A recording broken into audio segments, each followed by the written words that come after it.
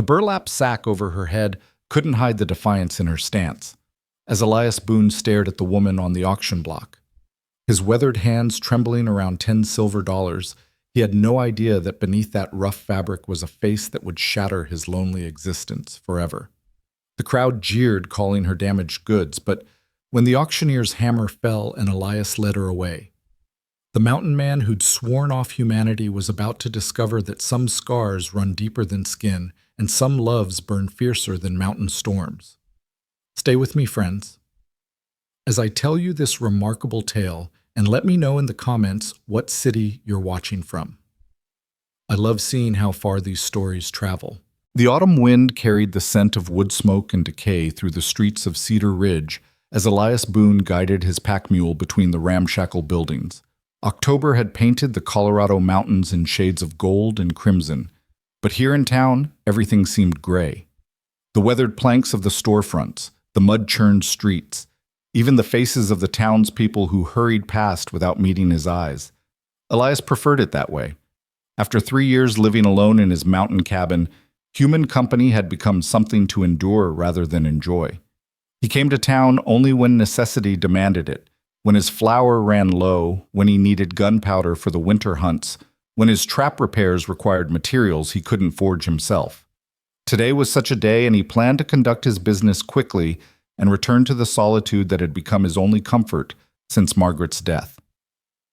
But as he approached Morrison's general store, an unusual commotion drew his attention. A crowd had gathered in the town square, their voices raised in a mixture of excitement and cruelty that made his skin crawl. Against his better judgment, Elias tied his mule to a post and moved closer, his tall frame allowing him to see over the heads of the assembled townspeople. What he saw made his blood run cold. A makeshift platform had been erected in the center of the square, and upon it stood a woman. But this was no ordinary gathering. This was an auction, and the woman was the merchandise. A rough burlap sack covered her head, hiding her features, but her body language spoke volumes. Despite the rope binding her wrists, despite the jeers of the crowd, she stood straight-backed and proud, her chin lifted beneath the sack as if daring the world to break her. "Now, folks," the auctioneer, a greasy man named Josiah Pratt, called out, with a showman's false cheer, "I know she don't look like much, but she's strong as an ox and twice as stubborn. Previous owner says she's good with cooking and cleaning, though she's got a wild streak that needs breaking. Who'll start the bidding at $5? The crowd laughed ugly, mean-spirited laughter that reminded Elias why he'd chosen the mountains over men. Someone shouted, "Take the sack off. Let's see what we're buying." Pratt shook his head. "Terms of sale, gentlemen. The sack stays on until she's bought and paid for. Previous owner's instructions. Says it's for everyone's benefit." More laughter rippled through the crowd, and Elias felt his jaw clench. $3, shut, someone called out. $3, Pratt scoffed. "Gentlemen, you pay more than that for a decent saddle.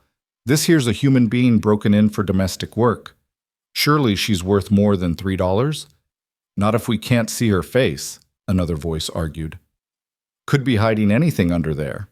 Pox scars madness, who knows what." The woman on the platform shifted slightly, her bound hands clenching into fists.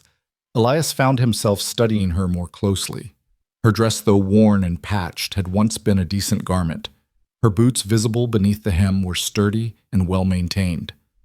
This wasn't some vagrant or criminal. This was a woman who'd known better days, reduced to this humiliation by circumstances he could only imagine. $4, a new voice offered. Elias recognized Sam Hutchins, who ran the boarding house on the edge of town. The man had a reputation for working his help hard and paying them little. $4 for Mr. Hutchins, Pratt announced. "Do I hear 5? The woman's shoulders tensed. Even through the sack, Elias could sense her desperation. She turned her head slightly, as if trying to gauge where the voices were coming from, who was bidding on her future. The small movement revealed a grace that contradicted her rough treatment, a dignity that no amount of degradation could entirely suppress. $5, called out Wade Garrett, and Elias's blood chilled further. He knew Garrett by reputation, a drunk who'd buried 2 wives already, both under suspicious circumstances. The man leered at the platform, already imagining his purchase. The woman seemed to sense the danger too. She took a small step backward, only to be pushed forward again by Pratt's assistant, a burly man with arms like tree trunks. $5 from Mr. Garrett. Going once. Elias didn't remember deciding to speak. The words simply escaped him, carried on a wave of disgust and inexplicable protectiveness. $10. Every head in the square turned to stare at him. Elias Boone, the hermit of Thunder Mountain, who hadn't spoken more than 10 words to anyone in town for 3 years, had just doubled the highest bid. Pratt's eyes lit up with greed. $10? Now we're talking gentlemen. Do I hear 12? Garrett spun around, his red-rimmed eyes narrowing as he spotted Elias. What's a mountain rat want with a woman? Thought you'd sworn off civilization, Boone? Elias met his gaze steadily. My business is my own. $12, Garrett spat, turning back to the platform. 15 up, Elias countered immediately. A murmur ran through the crowd. This was becoming interesting real entertainment instead of just casual cruelty. The woman on the platform had gone very still, her head tilted as if listening intently to this battle over her fate. Garrett's face flushed purple. You trying to show me up, hermit? I'm trying to conclude a business transaction, Elias replied calmly, though his heart was hammering. $15 was nearly all the money he'd brought to town saved from a season of trapping. If Garrett bid higher, he'd have to walk away, leaving the woman to a fate he didn't want to imagine. $20, Garrett snarled. The crowd gasped. $20 was a substantial sum, more than most men in Cedar Ridge saw in a month. Elias felt his hopes sink. He had $17 in his pocket, and his credit at Morrison's store might stretch to another $5, but that would leave him with nothing for winter supplies.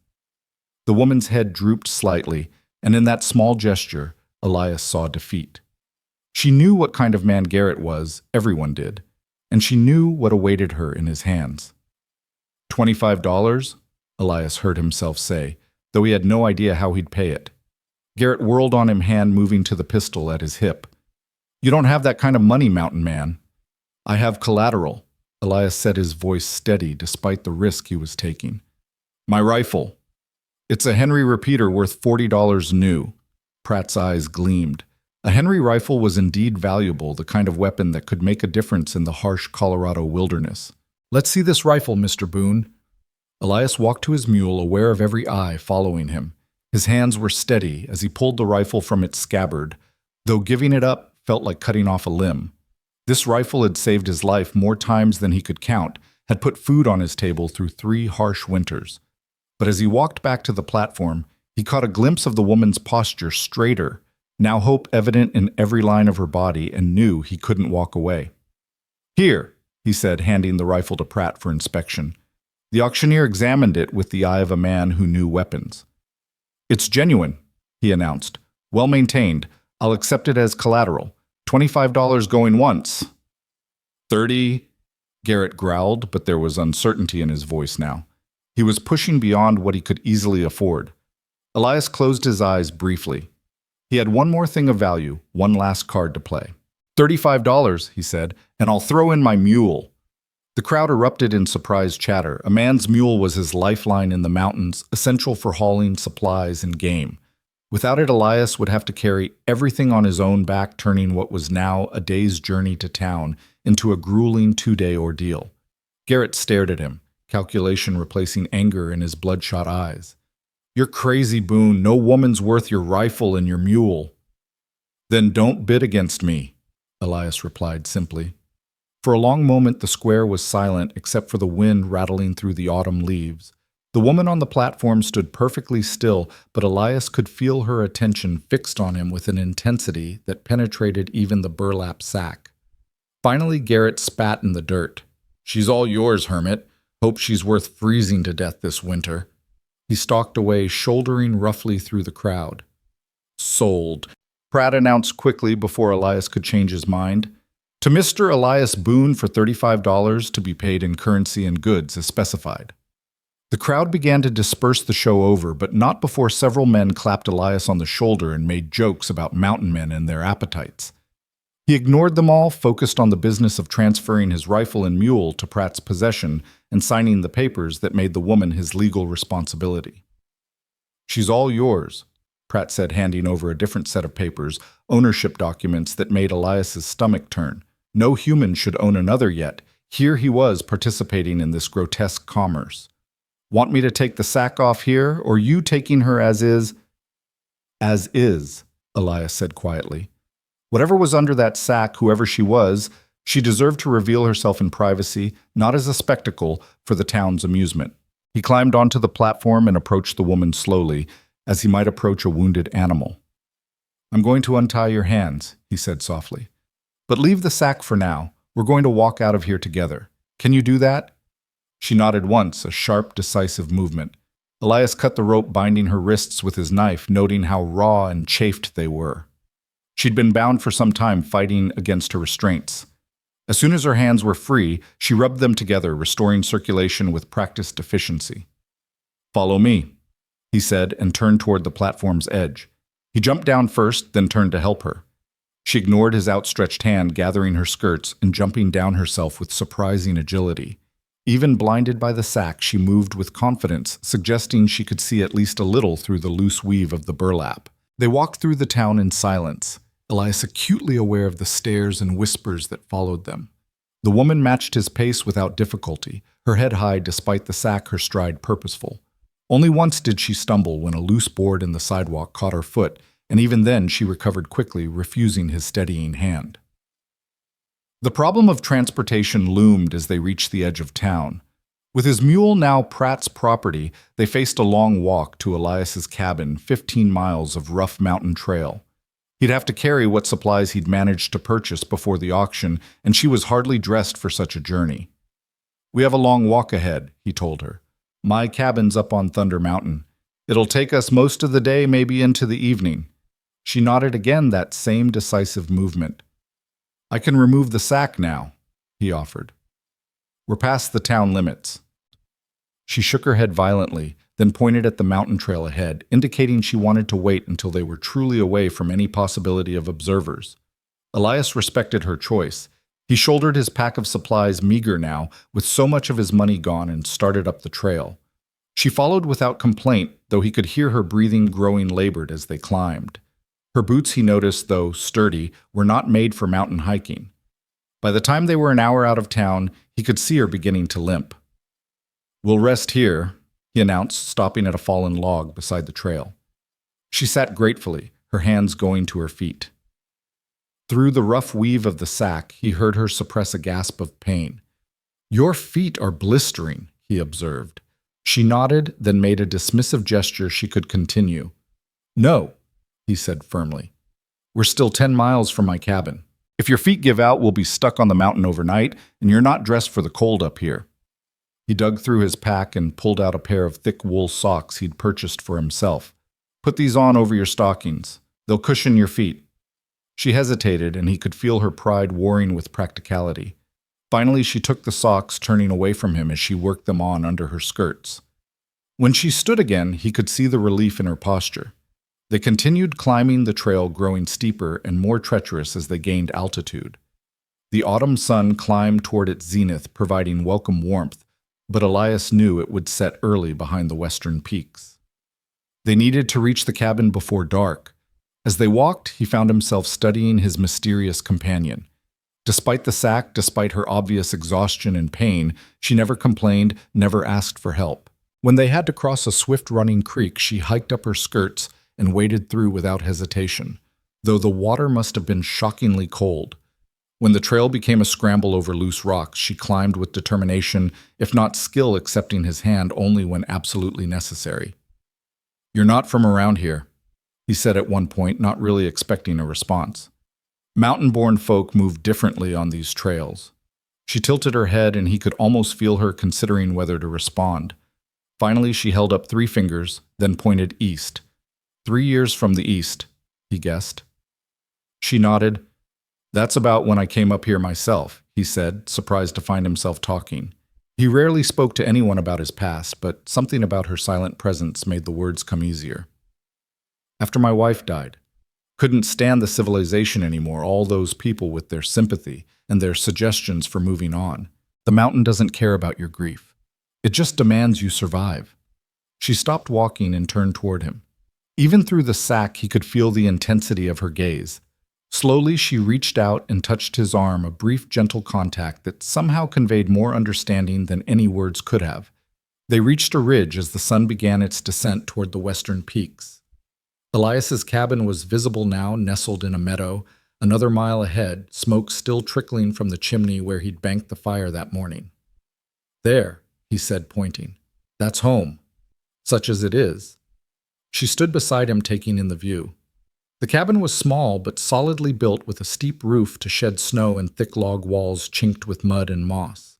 A small shed stood nearby for storage, and a creek ran past the clearing, providing fresh water.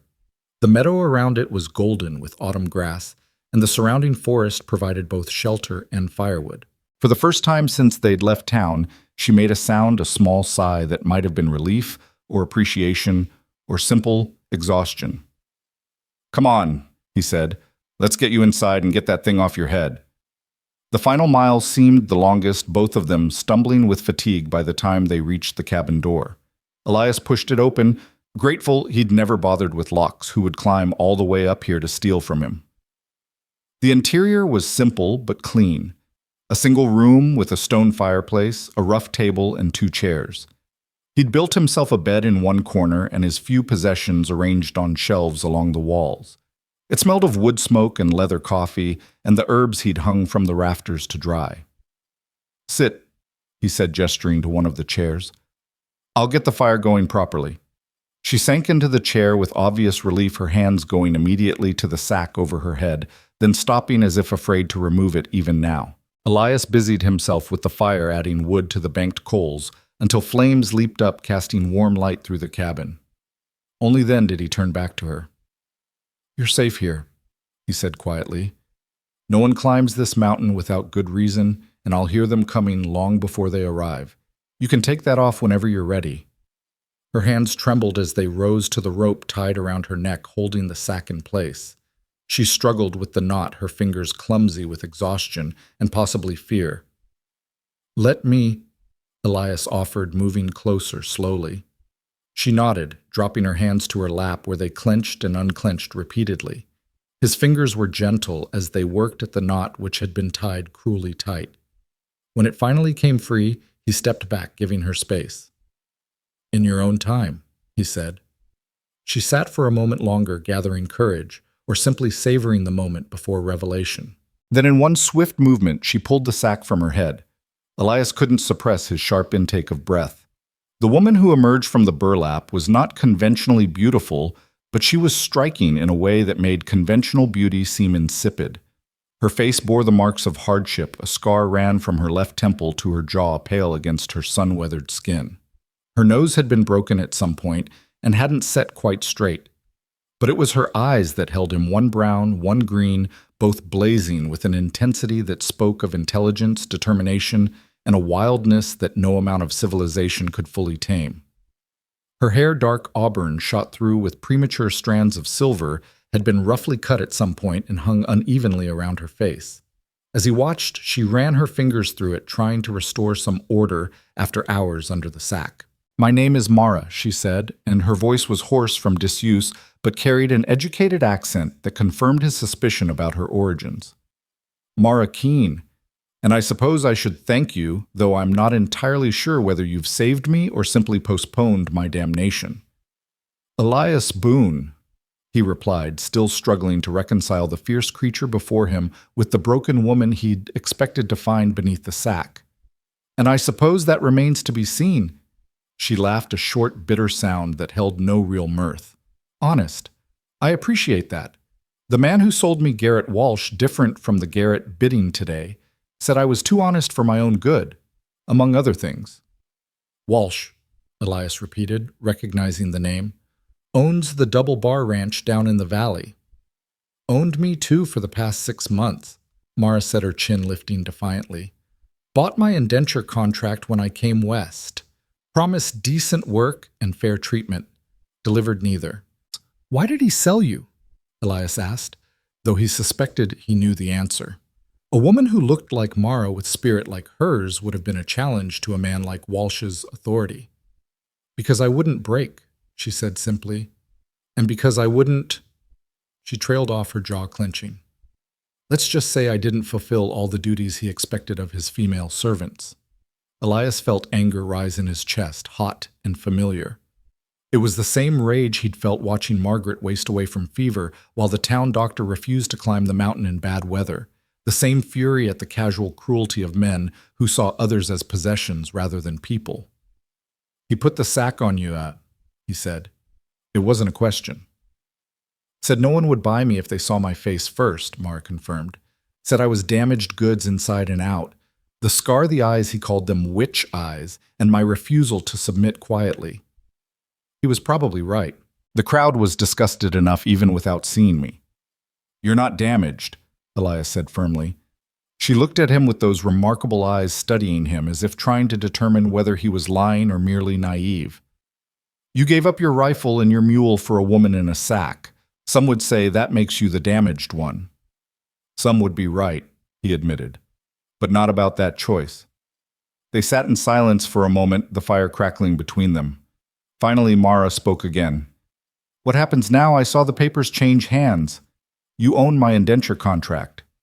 Elias stood and walked to his pack, pulling out the documents Pratt had given him. Without looking at them, he tossed them into the fire. The papers caught, immediately curling into black ash. Mara gasped. Those papers cost you $35? $35 I paid to get you away from that crowd and from men like Garrett and Walsh, Elias said. Not to own you. No one owns you, Mara Keene. You're free to leave whenever you choose. Leave. She looked around the cabin, then out the window at the darkening mountain wilderness. And go where I have no money, no family out here, no references for work. Walsh made sure of that. He spread word that I'm difficult, possibly mad, certainly dangerous. No one in the valley will hire me. Then stay, Elias said simply. I could use help around here and you need shelter and time to figure out your next move. We can work out fair wages once I get back on my feet financially. You just gave away everything of value you owned for a stranger, Mara pointed out. How do you plan to get back on your feet? Trapping season starts soon. I have Trap's knowledge of the mountain, and now I have help. You may not know mountains yet, but you're strong and clever. I saw that on the trail. You can learn. She considered this, her fingers absently tracing the scar on her face. And if Walsh comes looking for me, he's not the type to let property go easily, papers or no papers. Then he'll find out why I lived through 3 winters up here alone, Elias said quietly. I may have given up my rifle, but I'm far from defenseless. Something in his tone must have convinced her because she relaxed slightly, the tension that had held her rigid since removing the sack finally easing. I should tell you, she said slowly. Walsh was partly right about one thing. I am dangerous in my way. I don't submit easily to authority. I speak my mind when I should stay silent, and I have a temper that's gotten me into trouble more than once. That's how I got this. She touched the scar again. From Walsh. From his foreman when I refused his advances. Walsh said I was lucky it wasn't worse, that I should be grateful he didn't let the man finish what he started. Elias's hands clenched into fists. Where is this foreman now? Dead, Mara said flatly. Kicked in the head by a horse the next week. Strangest thing, that horse had always been gentle as a lamb before. Walsh blamed me, said I'd cursed the animal somehow. That's when he decided to sell me. Despite the grim subject, Elias found himself almost smiling. Remind me not to make you angry around the livestock. I had nothing to do with it, Mara protested, but there was a glint in her mismatched eyes that suggested she wasn't entirely unhappy about the foreman's fate. Of course not, Elias agreed solemnly. Horses are unpredictable creatures. For the first time since removing the sack, Mara truly smiled. It transformed her face, making the scar seem like an accent rather than a disfigurement, turning her unusual features into something uniquely beautiful. You're a strange man, Elias Boone, she said. Most people are afraid of me once they know my history. Most people haven't spent 3 years alone on a mountain talking to themselves in the wind, he replied. I've probably gone a bit strange myself. Then we'll be strange together, she said and extended her hand. Partners. He took her hand, noting the calluses from hard work, the strength in her grip. Partners. As they shook hands, a sound from outside made them both freeze horses. Multiple horses climbing the trail toward the cabin. Mara's face went pale. Walsh. He must have heard about the sale. Elias moved to the window, peering out into the gathering dusk. 3 riders were approaching, and even in the dim light he could make out the bulk of Garrett Walsh in the lead. "Get behind the bed," Elias instructed, pulling his hunting knife from his belt. "Whatever happens, stay hidden." "I'm not hiding while you face them alone," Mara protested.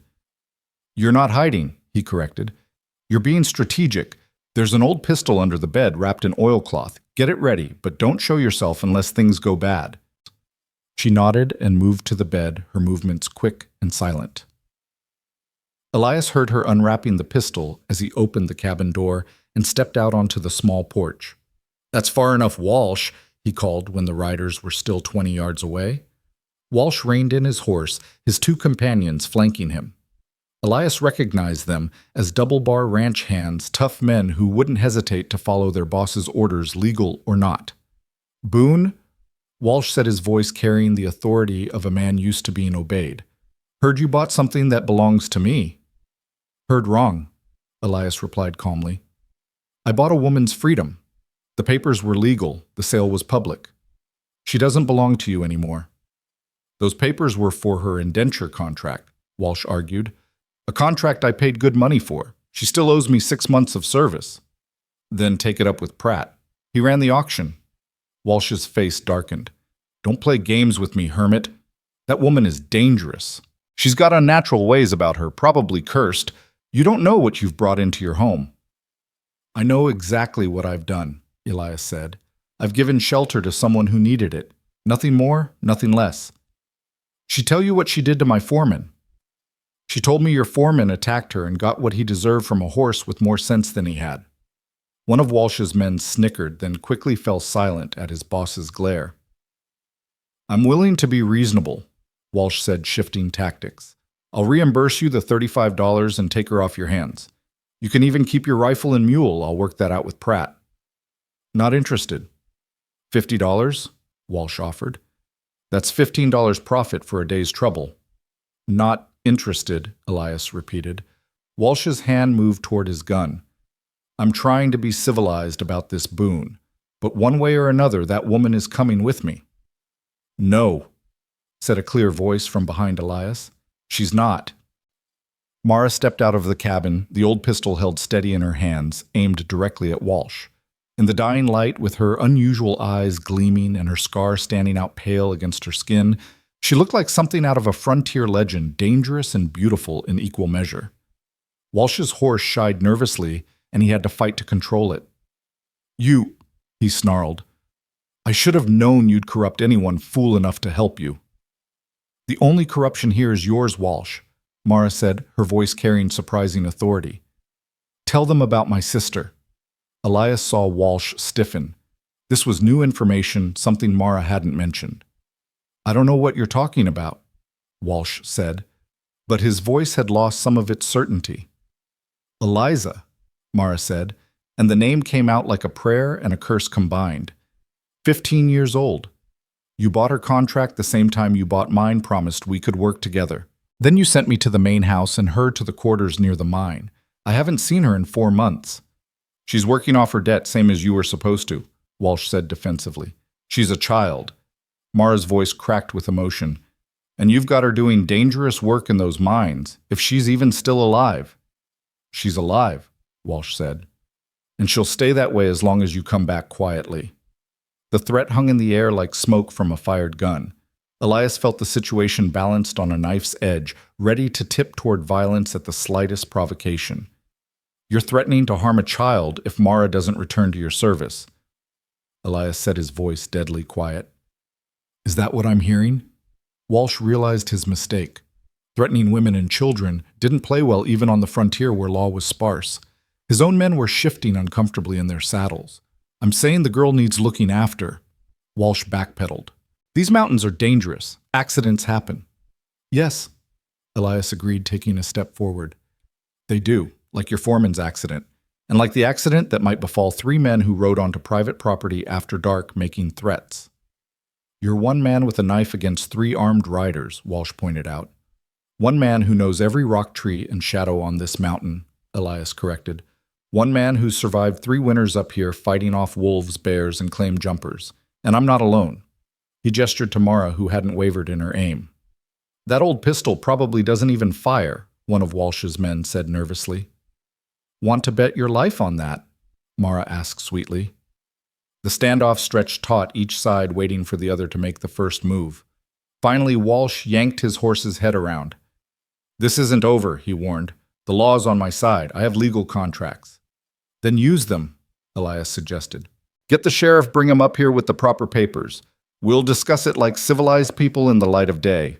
Walsh spat in the dirt. You've made a powerful enemy today, Boone. Both of you have. You'd best watch your backs. We'll watch each other's, Mara said.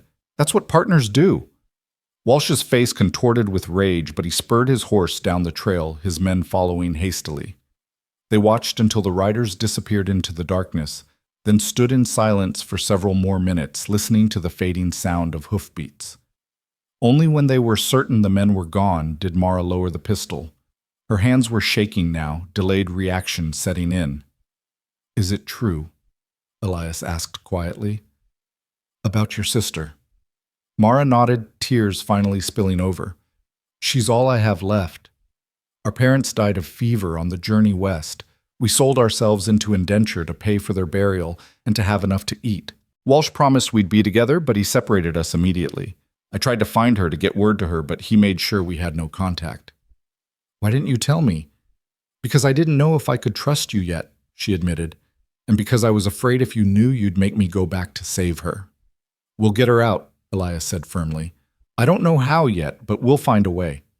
Mara looked at him, those remarkable eyes shimmering with tears and hope. You don't even know me. Why would you risk so much? Elias thought about Margaret, about the life they'd planned that had turned to ash with her death. He thought about 3 years of solitude, of telling himself he preferred the loneliness to the pain of caring again.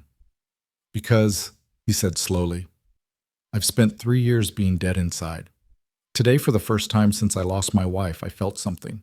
When I saw you on that platform, refusing to be broken, despite everything I remembered what it was like to fight for something that mattered.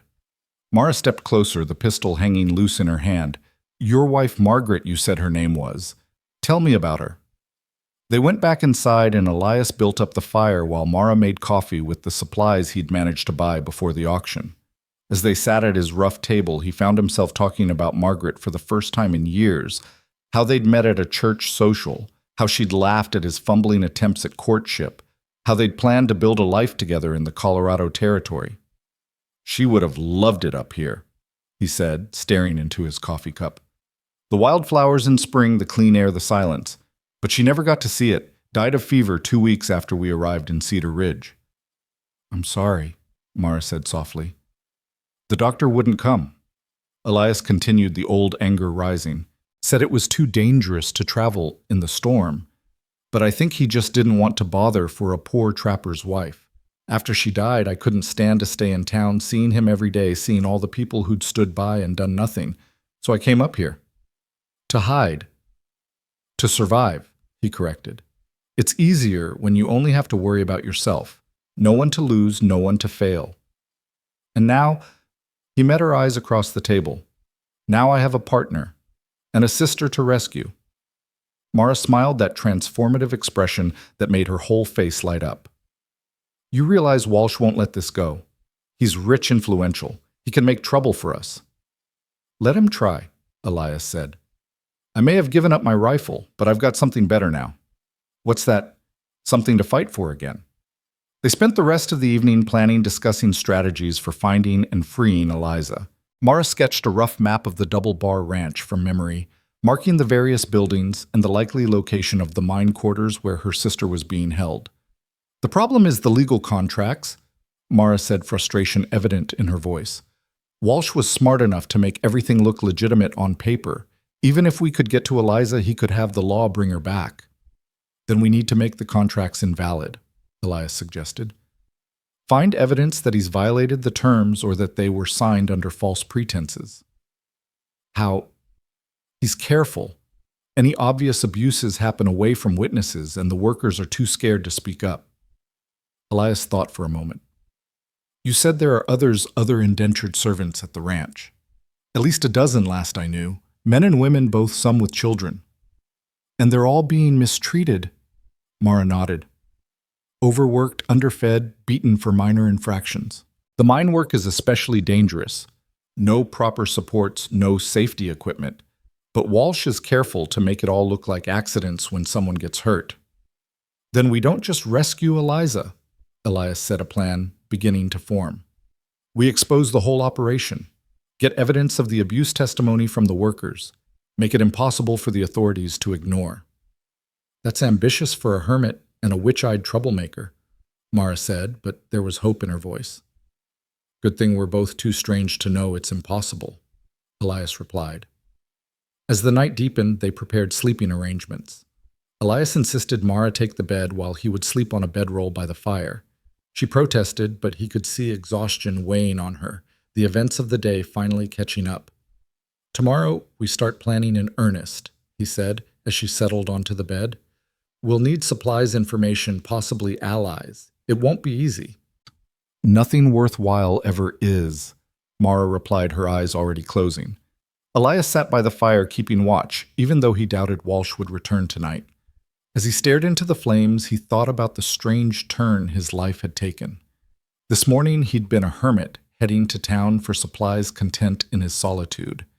Now he had a partner with mismatched eyes and a dangerous past, a powerful enemy who wouldn't rest until he got what he wanted, and a rescue mission that seemed nearly impossible.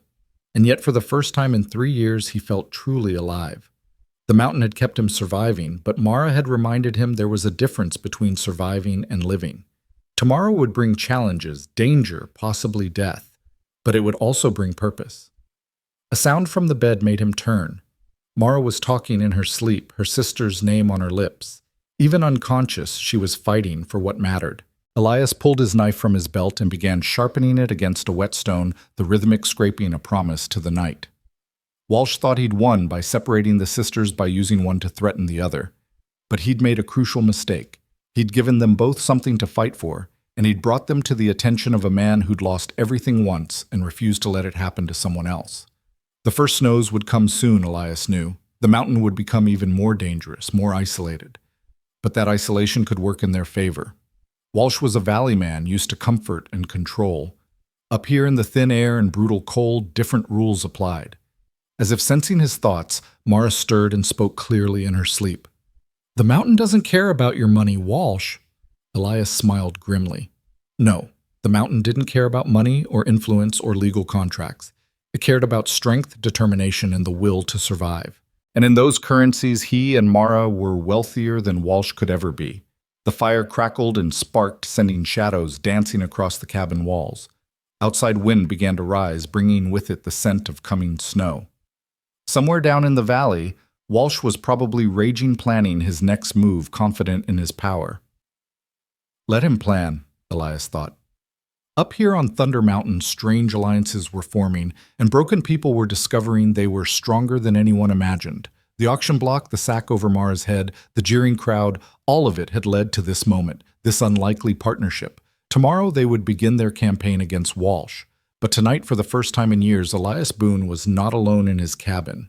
The sound of another person breathing, the knowledge that someone else would face whatever came with him, filled the space that had been empty since Margaret's death. He touched the wedding ring he still wore, a habit he'd developed when making important decisions. I think you would have liked her, he whispered to the memory of his wife. She's got your kind of courage, the kind that doesn't know when to quit. The wind howled louder, and Elias added more wood to the fire. Whatever storms were coming, weather or Walsh, they would meet them together. The mountain man who'd bought a rejected bride with a sack on her head had found something he hadn't been looking for, a reason to rejoin the fight. And this time he wouldn't face it alone. The first light of dawn crept through the cabin window, painting golden streaks across the rough wooden floor. Elias had dozed fitfully through the night, jerking awake at every sound, but the mountain had remained quiet except for the usual nocturnal rustlings of small creatures and the whisper of wind through pine boughs. Mara stirred on the bed, sitting up with the alertness of someone accustomed to danger. Her mismatched eyes found him immediately, and she relaxed slightly when she saw he was alone and unharmed. You should have woken me for a watch shift, she said, swinging her legs over the edge of the bed. You needed the rest more than I did, Elias replied, stretching muscles stiff from sitting all night. Besides, I'm used to keeping watch. Did it for months after Margaret died, convinced the fever would come for me too if I let my guard down. She studied him with those penetrating eyes. Did it come for you? In a way. Not fever of the body, but fever of the mind. Grief can burn just as hot, leave you just as hollowed out. He stood joints protesting. But we have work to do. Walsh won't wait long before his next move. Mara rose and moved to the window, peering out at the meadow, where morning mist clung to the golden grass. He'll go to the sheriff first, try to make this legal. Sheriff Brennan owes him favors, everyone knows it. They'll come with papers, warrants, whatever Walsh can manufacture. How long do we have? 2 days, maybe 3. Brennan doesn't like climbing mountains any more than that doctor you mentioned. He'll take his time, hope we come down on our own. Then we use those days wisely, Elias said, pulling on his coat.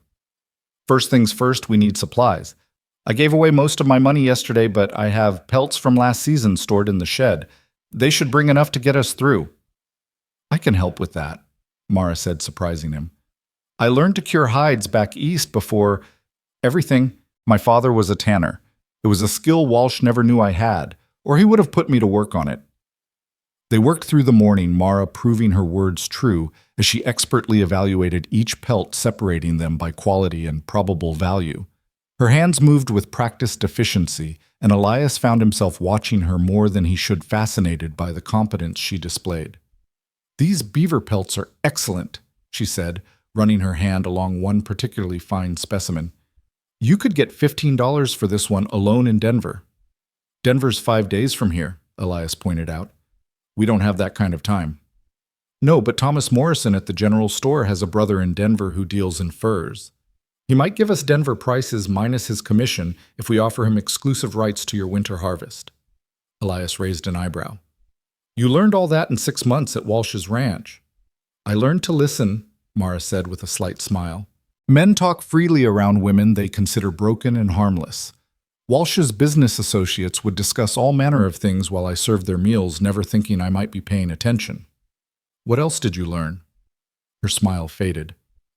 That Walsh is in debt. The ranch looks prosperous, but he's leveraged to the hilt. The mine isn't producing what he promised his investors, and he's been cutting corners on safety to try to increase yield. That's why he needs the indentured servants' free labor is the only thing keeping him afloat. Which means he can't afford to lose them, Elias mused, or to have his treatment of them exposed, bad for attracting new investors. Exactly. Mara set aside the last pelt and stood brushing dust from her worn dress. There's something else. One of his investors is a federal judge named Harrison. Walsh has been very careful to keep the judge from seeing the actual conditions at the ranch. Federal judge, Elias's interest sharpened. That's bigger than local law. Much bigger. And Judge Harrison has a daughter, idealistic young woman named Catherine, who's involved with the abolition movement. Even though slavery's been over for 15 years, she's passionate about workers' rights. She visited the ranch once, and Walsh made sure she only saw the main house and the best quarters. But I heard her asking questions, uncomfortable questions about the contracts and working conditions. Could she be an ally? Possibly if we could get evidence to her, but she lives in Denver and her father intercepts most of her correspondence. Walsh made sure of that after her visit. Elias considered this as they loaded the pelts onto a makeshift sledge. Without his mule, they'd have to drag it down the mountain themselves, but it was manageable with 2 people. We need someone else, he said finally. Someone local who might be sympathetic. Any ideas, Mara thought, as they began the descent, the sledge sliding easily on the pine needle-covered trail. There's a woman in town, Rosa Valdez. She cooks at the boarding house. Her husband, Juan, worked at Walsh's mine until he lost his leg in a collapse. Walsh threw them out without compensation, claimed Juan had been careless. Rosa knows the truth, but she's afraid to speak up. They have 3 children. Would she help us? She might if she thought we had a real chance. She loved Juan's sister. She was one of the indentured servants who died in the mine last winter. Walsh called it pneumonia, but Rosa suspected worse. They continued down the mountain, the weight of the sledge requiring both of them to control its descent on the steeper sections. As they worked together, Elias found himself oddly comfortable with the partnership. Mara anticipated needs without being asked, adjusted her grip when the load shifted, and matched his pace perfectly. It was like dancing with a partner who knew all the steps. "Can I ask you something?" Mara said as they paused to rest at the creek crossing. "Ask." "Why didn't you remarry?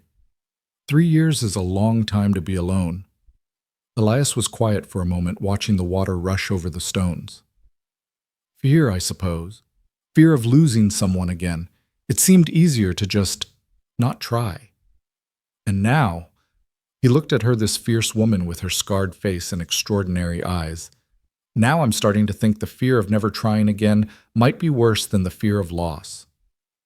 She held his gaze for a long moment, something unspoken passing between them. Then she turned away, focusing on the sledge. "We should keep moving. I want to be back before dark." The rest of the journey to town passed in companionable silence, both of them alert for any sign of Walsh's men, but the trail remained empty except for a pair of deer that bounded away at their approach. Cedar Ridge looked different to Elias as they entered from the mountain trail. Yesterday, it had been just another necessary evil, a place to buy supplies and escape as quickly as possible. Now he saw it through strategic eyes, noting which buildings provided good cover, which citizens might be allies or enemies where Walsh's influence was strongest. Morrison's general store was busy with afternoon customers, but conversation stopped when Elias and Mara entered. She kept her head high despite the stares and whispers, though Elias noted the way her hand stayed close to the knife he'd given her that morning. Thomas Morrison himself emerged from behind the counter, his expression wary. "Boone, heard you had some excitement yesterday." "I made a purchase," Elias said evenly. "Nothing more exciting than that." Morrison's eyes flicked to Mara, taking in her scar, her unusual eyes the proud set of her shoulders. "Walsh was in here this morning. Said you stole something from him." "Walsh says a lot of things," Mara interjected, her voice calm but carrying an edge. "Doesn't make them true." "No," Morrison agreed slowly. "It doesn't." He seemed to make a decision. "What can I do for you folks?" Elias gestured to the sledge outside. "Prime pelts. Thought you might be interested, especially if your brother in Denver is still buying." Morrison's commercial instincts overtook his caution. He followed them outside and examined the furs with an expert eye, his expression growing more interested with each one. "These are excellent quality," he admitted. "I could go as high as $60 for the lot." "75, Mara countered. "And exclusive rights to Mr. Boone's winter harvest." Morrison looked at her with surprise and a touch of respect. "You know the business." "I know quality when I see it. These pelts are worth $90 in Denver. Your brother takes 20% commission. That leaves $72 profit. You're still making money at 75. The negotiation continued for several minutes, finally settling at $70 cash plus $20 in store credit. As Morrison counted out the bills, he lowered his voice. "Walsh is planning something. He had his men in here buying rope and chains this morning, heavy ones, the kind you'd use for restraining someone." Elias felt Mara tense beside him. "When?" "Don't know, but I'd be careful if I were you. Walsh doesn't like being defied, and he's got the sheriff in his pocket." "We know," Elias said. "Thanks for the warning." They used some of the store credit to purchase ammunition for the old pistol, more food supplies, and surprisingly, Mara insisted on a small mirror and a pair of scissors. "Vanity?" Elias asked quietly. "Strategy," she replied. "If we're going to fight Walsh publicly, I need to look less like a wild woman and more like someone whose testimony might be believed." As they prepared to leave, Rosa Valdez entered the store, a basket on her arm. She stopped short when she saw Mara, her eyes widening with recognition. "Mara Dios mío, we heard you were sold, but—" "I'm free now," Mara said quickly, glancing around to see who might be listening. "Mrs. Valdez, could we speak privately?" Rosa hesitated, fear flickering across her face. Then she straightened, some internal resolve hardening. "Come to my house tonight. After dark. The back door." She gave them directions to a small cottage on the poor side of town, then hurried away. As they left the store, Elias noticed one of Walsh's men lounging against a post across the street, watching them with undisguised interest. The man made no effort to hide his surveillance, even touching his hat mockingly when he saw Elias looking. "We're being followed," Elias murmured. Let them follow away, Mara said loudly enough for the man to hear. We have nothing to hide. They made their way back to the mountain trail, the watcher trailing them to the edge of town, but not beyond. The climb back was harder without the pelts, but with supplies to carry, and by the time they reached the cabin, both were exhausted. He's trying to intimidate us, Mara said as they unpacked. Make us nervous, prone to mistakes. Is it working? She smiled grimly. I've lived with fear for 6 months. One more man watching me doesn't change much. Her expression softened. Though it's different now. Now I have someone watching back. As evening approached, they prepared for the journey back to town to meet Rosa. Elias loaded the pistol and tucked a second knife into his boot. Mara used the mirror and scissors to trim her hair into something more respectable, the lamplight catching the auburn highlights among the silver. You look, Elias started, then stopped, unsure how to finish. Less like a witch, she suggested with dark humor. More like yourself, he corrected. Like the person you were before Walsh tried to break you. She set down the mirror, her expression vulnerable for a moment. That person is gone, Elias. She died somewhere between watching her parents buried and being sold on that platform. No, he said firmly. She's wounded, changed, but not gone. I see her every time you lift your chin in defiance, every time you fight for your sister. You see what you want to see. I see a survivor, and survivors don't have the luxury of dying inside no matter how much easier it might be. The journey down the mountain in darkness was treacherous, but they moved carefully aware that Walsh's men might be watching the trails. The moon was nearly full, providing enough light to navigate, and they reached the outskirts of Cedar Ridge without incident. Rosa's cottage was small but neat light glowing warmly through curtained windows. They circled to the back and Mara knocked softly. The door opened immediately as if Rosa had been waiting. Come in quickly, she whispered, ushering them into a kitchen that smelled of beans and fresh tortillas. Juan Valdez sat at the table, his crutches leaning against the wall. Where his left leg should have been, his trouser leg was pinned up. His face was weathered but kind, and he stood awkwardly as they entered, balancing on his remaining leg. Please sit, Elias said. We're grateful you're willing to see us. Mara was kind to my sister, Juan said simply. When the others ignored her struggles, Mara shared her food, tried to protect her. We don't forget kindness. Tell us about your sister, Mara said gently. Walsh claimed it was pneumonia. Juan's face darkened. Pneumonia doesn't leave bruises around someone's throat. She tried to run, you see. The conditions in the mine quarters, they were killing her slowly. No heat in winter, barely any food, working 15-hour days in those unsafe tunnels. She tried to escape and Walsh's foreman caught her. The same foreman who attacked me, Mara said. It wasn't a question. See, Brett Cooper. Evil man. When he died, some said it was justice. But your sister died first, Elias prompted. 2 weeks before. They brought her body out and said she'd gotten sick, died in her sleep. But I saw her. Those marks on her neck, they told a different story. Rosa had been silent, but now she spoke, her voice trembling with suppressed rage. Walsh owns the sheriff, the mayor, half the town council. Who would listen to a Mexican laborer and his wife? A federal judge might, Elias said. If we had evidence, testimony, multiple witnesses. Juan and Rosa exchanged glances. There are others, Rosa said slowly. Other families who've lost people, who've seen the abuses. But they're afraid. How many? Mara asked. Maybe a dozen families in town. More scattered through the valley, but Walsh has eyes everywhere. If he suspected we were organizing, he already suspects, Elias pointed out. That's why his men are watching us. The question is whether we act before he does. There's something else, Juan said. He hobbled to a cabinet and pulled out a worn leather journal. My sister, she could read and write, taught herself. She kept records of everything, the conditions, the punishments, the deaths that were covered up. She hid this in the mine before she tried to run. Mara took the journal with trembling hands, opening it carefully. Even in the dim light, they could see pages covered with neat handwriting, dates, names, incidents described in careful detail. This is evidence, she breathed. Real documented evidence. But it's not enough by itself, Juan warned. Walsh would claim it was fabricated, the ravings of a disturbed woman.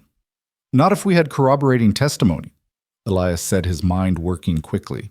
Multiple witnesses telling the same stories, matching the dates and details in the journal. And my sister, Mara added, her voice tight with emotion.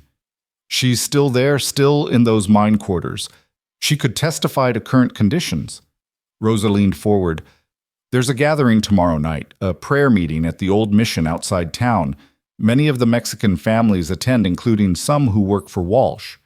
If you came, spoke to them together, showed them the journal. It's dangerous, Juan warned. If Walsh finds out, he's going to move against us anyway, Elias interrupted. Morrison said he bought chains and rope. He's planning something, probably using the sheriff to make it look legal. We need allies before that happens. They spent another hour planning, Rosa providing names of families who might be sympathetic, Juan sketching a map of the mission and surrounding area. As they prepared to leave, Rosa pressed a bundle into Mara's hands. Bread and dried meat, she said. And this. She pulled out a small wooden cross on a leather cord. It was my mother's. For protection. Mara's eyes filled with tears as she accepted the gifts. We'll get justice for your sister-in-law, I swear it. Just stay alive, Rosa replied. The dead can't testify. The journey back to the cabin was tense, both of them alert for ambush. But the trail remained empty, the forest quiet except for the usual nocturnal sounds. As they climbed, Mara clutched the journal to her chest like a talisman. This changes everything, she said. With this, we might actually have a chance. We need to be smart about it, Elias cautioned. Walsh has resources we don't. Money men, influence. Our only advantages are surprise and the truth. And each other, Mara added softly. Back at the cabin, they lit only a single candle, aware that Walsh's men might be watching even here. By its flickering light, they read through the journal together, Mara translating some of the Spanish passages. The stories were heartbreaking. Maria Valdez had documented everything with a precision that spoke of desperate hope that someday someone would read her words and act. Workers beaten for minor infractions, women assaulted by foremen, children as young as 10 working in the mines, safety equipment denied to save costs, at least 7 deaths covered up as accidents or illness. Listen to this, Mara said, her voice thick with emotion. Today they brought Eliza Keene to the quarters, just 15 separated from her sister who protects her. Walsh says the pretty ones work the house, the plain ones work the mines. But Eliza is pretty, and still they sent her here. Punishment for her sister's defiance, Cooper says. The child cries at night for her sister. We try to comfort her, but what comfort can we give in hell? Elias watched Mara's face crumble as she read her sister's name. He moved closer, not touching, but offering presence. She's alive, he said firmly. That entry is from 3 weeks ago. She's alive and we're going to get her out. What if she hates me? Mara whispered. What if she thinks I abandoned her? Then you'll prove otherwise. You're here fighting for her. That's what matters. Mara wiped her eyes and continued reading. Near the end of the journal, the entries became more desperate, more fragmentary. The last entry, dated just days before Maria's death, was chilling in its simplicity. Cooper knows about the journal. God help us all. He killed her for this, Mara said, and then he came after me, probably thinking I knew about it. But the journal survived, Elias pointed out. Maria's testimony survived. We'll make sure her death wasn't in vain. They worked through the night, copying crucial passages, preparing their case. As dawn approached, exhaustion finally overtook them. Mara had fallen asleep at the table, her head pillowed on her arms, the journal beneath her protective hand. Elias covered her with a blanket, then stepped outside to watch the sunrise. The mountains were painted gold and pink, beautiful, and indifferent to human struggles. But change was coming. He could feel it like the pressure before a storm. A movement in the tree line caught his eye. A figure on horseback watching the cabin, not trying to hide, just observing. Even at a distance, Elias recognized the bulk of Brett Cooper's replacement, a man named Stokes, who had a reputation even worse than his predecessor. Elias raised his hand in a mocking wave. The rider remained motionless for another moment, then turned and disappeared into the forest. Let them watch, Elias murmured. Let them wonder what we're planning. Inside, Mara stirred, lifting her head and blinking in confusion before memory returned. Did I fall asleep?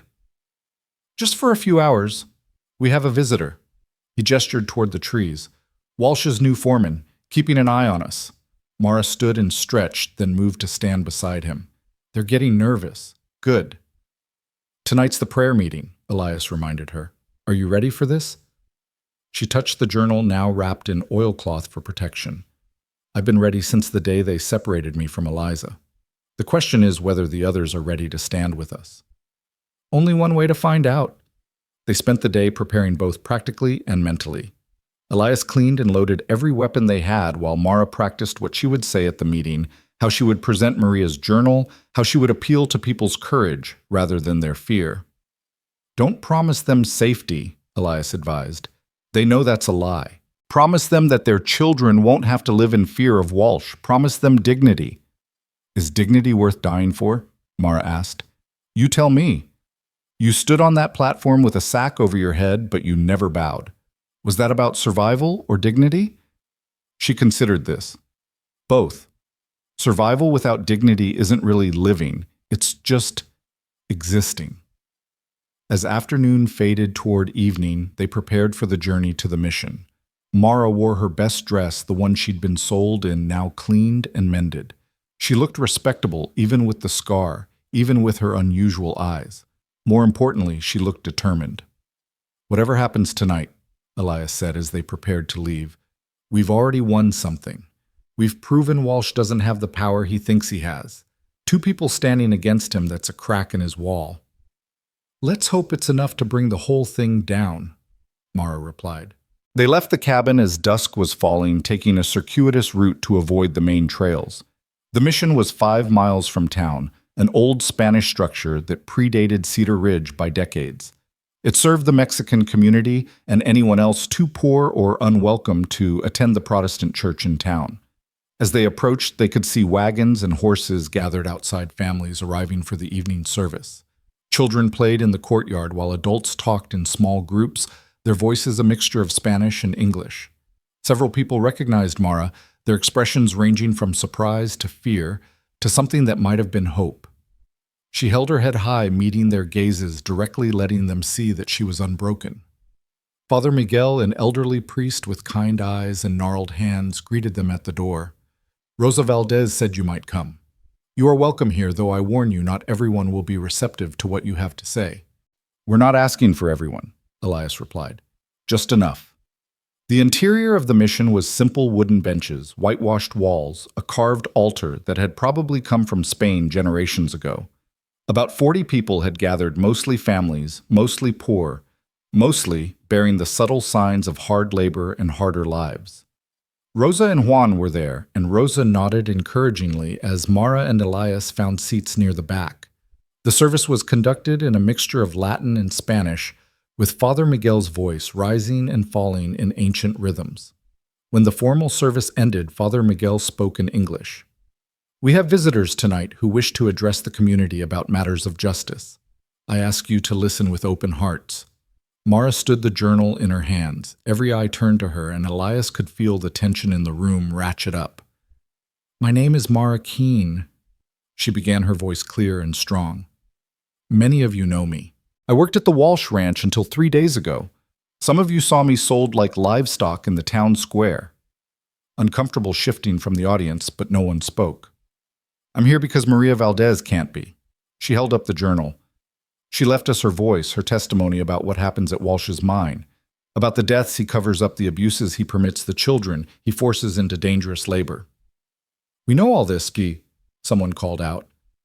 But what can we do? He owns half the valley. He owns land and buildings, Mara corrected. He doesn't own us, not anymore. She began to read from the journal, Maria's words filling the mission with their quiet power. Dates, names, specific incidents.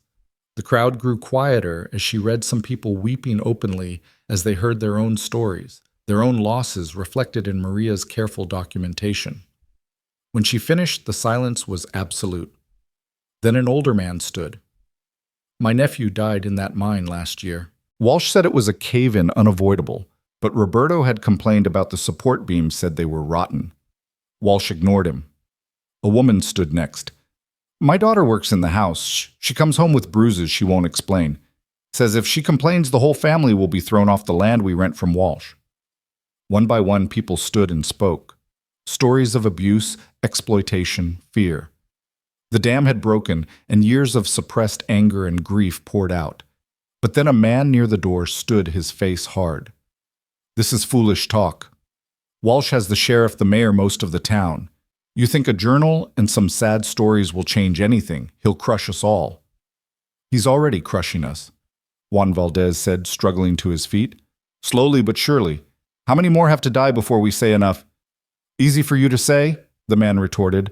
You already lost your leg. What about those of us still trying to feed our families? The meeting was fracturing fear battling against anger. Elias stood, drawing attention. You don't know me, he said. I'm the hermit from Thunder Mountain. I came to this valley to hide from the world to avoid exactly this kind of fight. But sometimes the fight comes to you whether you want it or not. He moved to stand beside Mara. Walsh thinks his money and influence make him untouchable, but there's a federal judge in Denver whose daughter cares about workers' rights. There are newspapers that would love a story about exploitation and murder in the Colorado mountains. Walsh is vulnerable, but only if we stand together. Pretty words, the skeptical man said. But who's going to get this evidence to Denver? Who's going to risk their neck? I am, Mara said. And before you say I have nothing to lose, remember my 15-year-old sister is still in those mine quarters. Every day I fight Walsh, I risk her life. But I'm more afraid of what happens if we don't fight. Father Miguel raised his hand for silence. This is a decision each family must make for themselves. But I will say this: evil flourishes when good people do nothing. And what is happening at the Walsh Ranch is evil. The meeting broke up with no clear resolution, people arguing in small groups, some fearful, some angry, some determined. But as Mara and Elias prepared to leave, Rosa approached with 5 other women. We'll testify, one said. Our husbands are afraid, but we've lost too much to be afraid anymore. 6 witnesses, another man said, joining them. 7 counting me. It's not everyone, but it's a start. They exchanged names, made plans to meet again to coordinate their testimony. As they talked, Elias noticed the skeptical man from earlier slip out of the mission. His instincts prickled. We need to go, he told Mara quietly. Now. She didn't question him, quickly finishing her conversation and following him out. They had barely reached the tree line when they heard horses approaching fast from the direction of town. Walsh's men, Elias said, pulling Mara into the deeper shadows. Someone informed. Through the trees, they watched a dozen riders surround the mission. Sheriff Brennan was in the lead with several of Walsh's ranch hands behind him. They burst into the mission, and soon shouts and screams echoed from within. We have to help them, Mara said, starting forward. Elias held her back. We can't. Not against those numbers. We'd just be arrested too, and then no one could speak for them. They watched in helpless fury as several men were dragged out, including Juan Valdez, who couldn't walk fast enough on his crutches and was roughly thrown to the ground. Rosa ran to him only to be backhanded by one of Walsh's men. Charges of sedition and conspiracy, Sheriff Brennan announced loudly. These people were plotting violence against a lawful landowner. Father Miguel emerged, his face thunderous. This is a house of God. You have no authority here. I have all the authority I need, Brennan replied, waving a paper. Judge's warrant. Seems there's been talk of uprising threats against Mr. Walsh's property and person. Lies, Father Miguel said firmly. We'll let the court decide that, after a proper investigation. Might take weeks. Brennan's smile was cold. Plenty of time for people to reconsider their positions. The arrested men were loaded onto a wagon, their families weeping and pleading. Mara trembled with rage beside Elias, her fingers white-knuckled around the journal. This is my fault, she whispered. I brought this on them. No, Elias said firmly. Walsh brought this on them.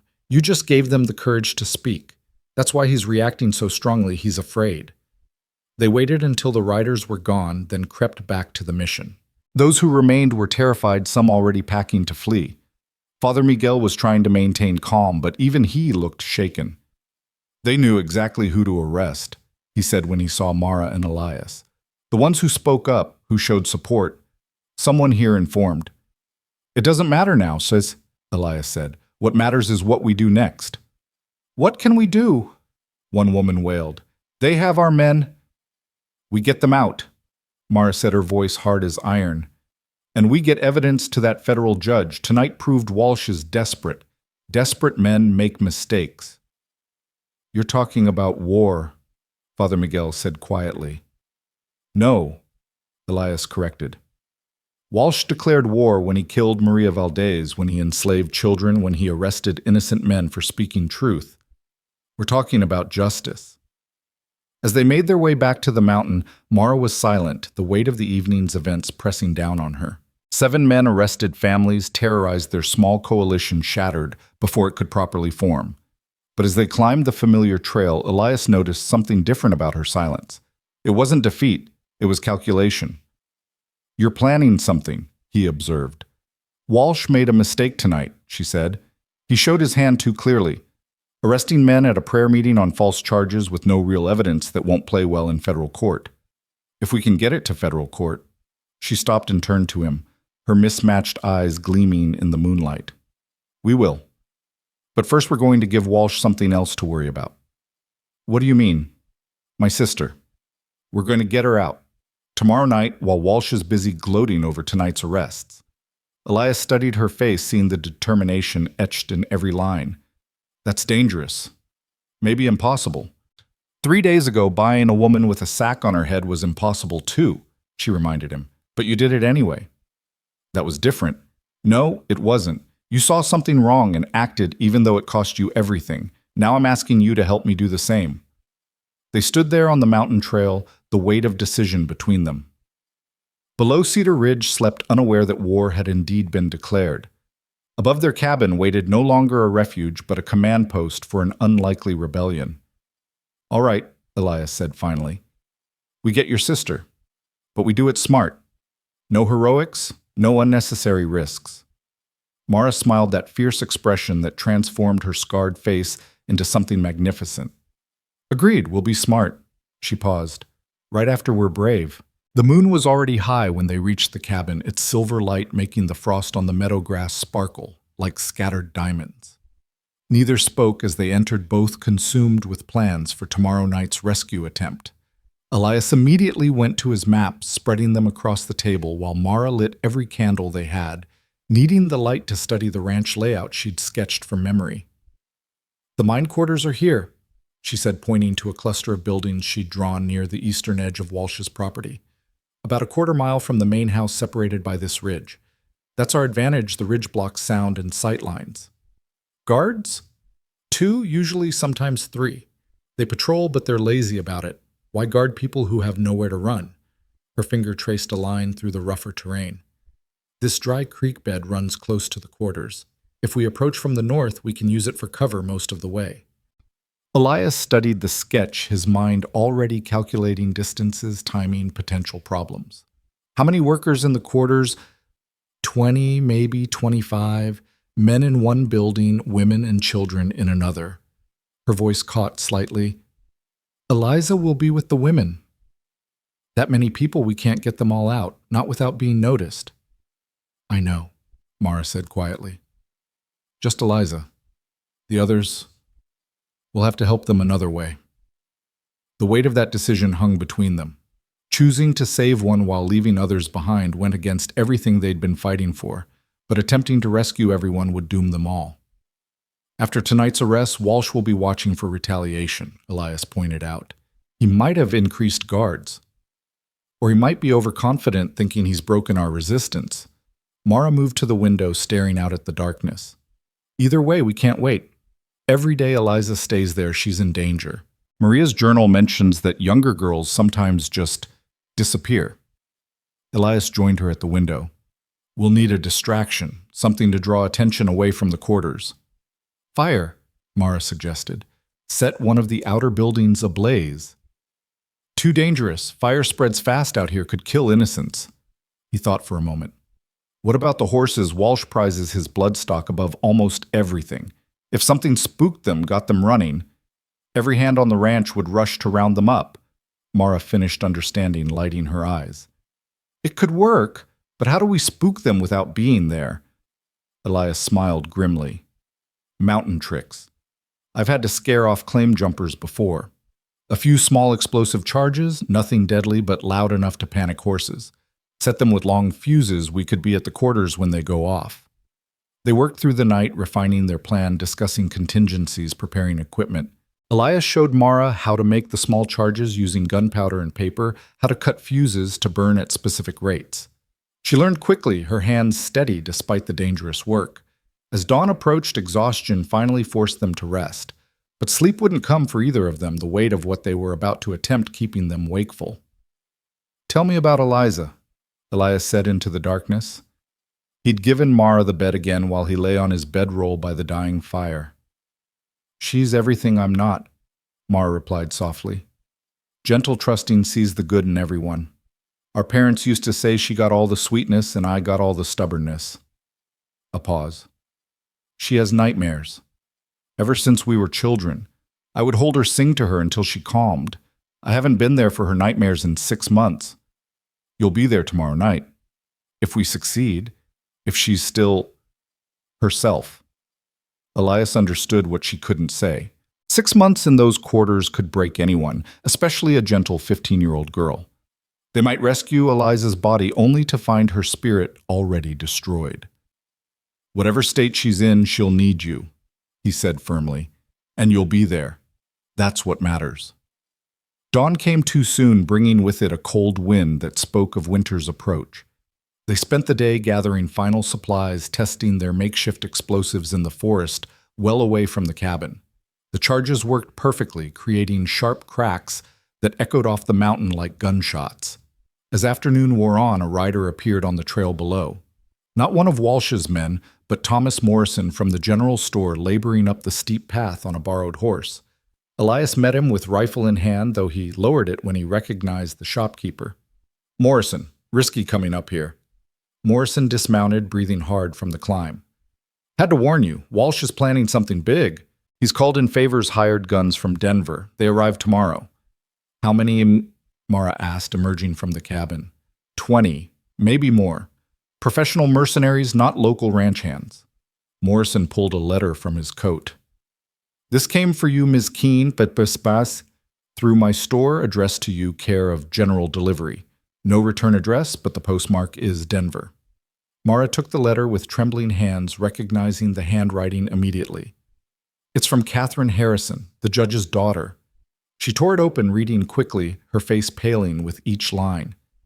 "What does it say?" Elias asked. She heard about the arrest. News travels fast when a federal judge's name is invoked falsely. Her father is furious that Walsh used his name on those warrants without permission. She looked up, hope flickering in her eyes. "Judge Harrison is coming to Cedar Ridge. He'll be here in 3 days to investigate." 3 days, Morrison repeated. "But Walsh's mercenaries arrive tomorrow. He's planning to clean house before the judge arrives, make sure there's no evidence and no witnesses." The implications were clear. Walsh intended to eliminate anyone who might testify against him, probably claiming they were killed trying to escape or in some fabricated uprising. "We have to warn the others," Mara said urgently. "The families from the mission Rosa." "Already done," Morrison assured her. "Quietly spread word for people to lay low, stay together, stay in public places. But the men in jail, the workers at the ranch, they're sitting ducks." "Then we move tonight as planned," Elias decided. "Get Eliza out before those mercenaries arrive. Tomorrow, we figure out how to protect the others." Morrison handed over another package. "Ammunition. Figured you might need it. And this." He pulled out a deputy's badge. "It's real. Sheriff Brennan lost it in a poker game years ago. I've had it in my store ever since. Might come in handy if you need to look official." "Why are you helping us?" Mara asked. "Walsh could destroy your business."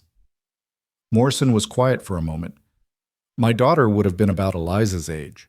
Died of scarlet fever 5 years ago. When I heard about that girl in the mine quarters crying for her sister," he cleared his throat. "Some things matter more than business." After Morrison left, they made final preparations. Elias cleaned and loaded every weapon they had while Mara dressed in dark clothes suitable for night work. She'd found an old pair of his trousers and cut them down to fit tucked into her boots. With her hair pulled back and her face shadowed by a wide-brimmed hat, she looked dangerous and capable. "You sure you want to do this?" Elias asked one final time as dusk fell. "I've never been more sure of anything," she replied, checking the knife at her belt. "Except maybe trusting you that day on the platform." They set out as darkness claimed the valley, taking a circuitous route that added miles but kept them away from traveled roads. The explosive charges were divided between them, wrapped carefully to prevent accidental detonation. The night was cold and clear, perfect for sound to carry both an advantage and a danger. It took 3 hours to reach the outskirts of Walsh's ranch, moving carefully through rough terrain.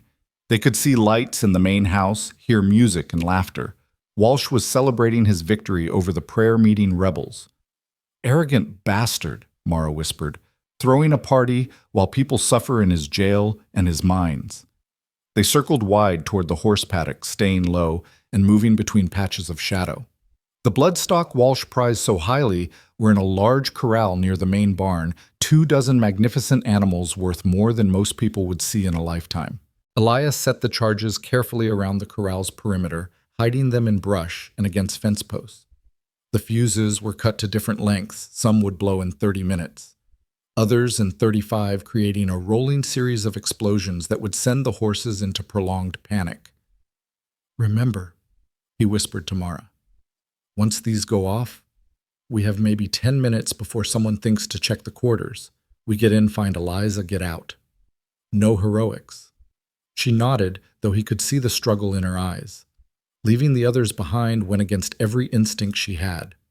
They made their way toward the mine quarters using the dry creek bed as Mara had suggested.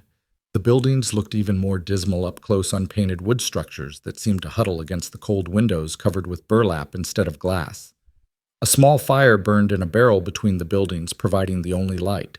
2 guards were visible, but as Mara had predicted, they were relaxed, sharing a bottle of whiskey by the fire. Why guard people who had nowhere to run and no hope of rescue? They waited, counting down minutes. Then the first charge exploded. The crack echoed across the valley like thunder. Horses screamed, and almost immediately shouts erupted from the main house. The guards by the quarters jumped up, looking toward the corrals. The second charge went off, then the third. The night filled with the sound of panicked horses and shouting men. "Go check that out," one guard told the other. "I'll watch here." Elias cursed silently. They'd hoped both guards would respond to the emergency. As the second guard ran toward the chaos, Elias made a quick decision. He emerged from the shadows behind the remaining guard, bringing his rifle butt down hard on the man's head. The guard crumpled without a sound. "Quickly," he urged Mara. She was already at the door to the women's quarters, using her knife to pry at the padlock. It came free with a snap of metal, and she pushed inside. The interior was worse than Elias had imagined. 20 women and girls crammed into a space meant for half that number, sleeping on bare floor with only thin blankets against the cold. The air reeked of unwashed bodies and despair. "Eliza," Mara called softly. "Eliza, it's me." Faces turned toward them, eyes reflecting the faint light from outside. Hope, fear, and confusion warred in their expressions. Then, from the far corner, a small voice, "Mara."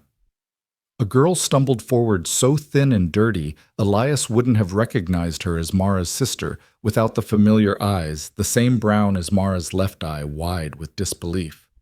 "It's me," Mara said, catching Eliza as she collapsed into her arms. "I'm here. I'm taking you away." "We can't all go," an older woman said, understanding immediately what was happening. "They'll hunt us down, kill us all." "Federal judge is coming in 3 days," Elias said quickly. "Stay alive until then. Say nothing about this. You never saw us." More explosions echoed from the corrals. They were running out of time. "The others," Eliza whispered, clinging to Mara. "We can't leave them." "We have to," Mara said, her voice breaking. "But we're coming back for everyone. I swear it." She half carried Eliza toward the door, the girl so weakened by months of hard labor and poor food that she could barely walk. Other women reached out, touching them as they passed, silent blessings, desperate hope, transferred through brief contact. Outside, the night was chaos. Men ran everywhere trying to contain horses that had scattered in all directions. But it wouldn't last long. Already some of the animals were being rounded up. They made it to the creek bed before shouts arose from the quarters. The guard had been found, the open door discovered. But in the darkness and confusion, pursuit was disorganized. Eliza collapsed twice during the escape, her body pushed beyond its limits. Elias ended up carrying her while Mara covered their retreat, the old pistol ready in her hand. They could hear search parties behind them, see torches spreading out across the ranch. "This way," Elias said, veering from their planned route. "They'll expect us to head for the mountains." Instead, he led them toward the river that marked the ranch's eastern boundary. The water was low this time of year, but still cold enough to shock the breath from their lungs as they waded across. Eliza whimpered but didn't cry out, burying her face in Elias's shoulder. On the far side, they took shelter in a grove of cottonwoods, listening to the pursuit mill around on the opposite bank. The searchers were reluctant to cross the water in darkness, unsure which direction their quarry had gone. "We need to keep moving," Mara whispered, though she looked ready to collapse herself. "Not yet," Elias said. "Let them spread out waste energy searching the wrong areas. We'll move before dawn." They huddled together for warmth, Eliza between them, shaking from cold and trauma. In the faint moonlight, Elias could see bruises on her arms, cuts on her hands from mine work. Her fingernails were broken and bloody, her hair matted beyond salvaging. "I thought you forgot about me," Eliza whispered to Mara. "They said you were sold, that you didn't want me anymore." "Never," Mara said fiercely, holding her sister tighter. "I thought about you every day, planned how to get you back. I'm so sorry it took this long."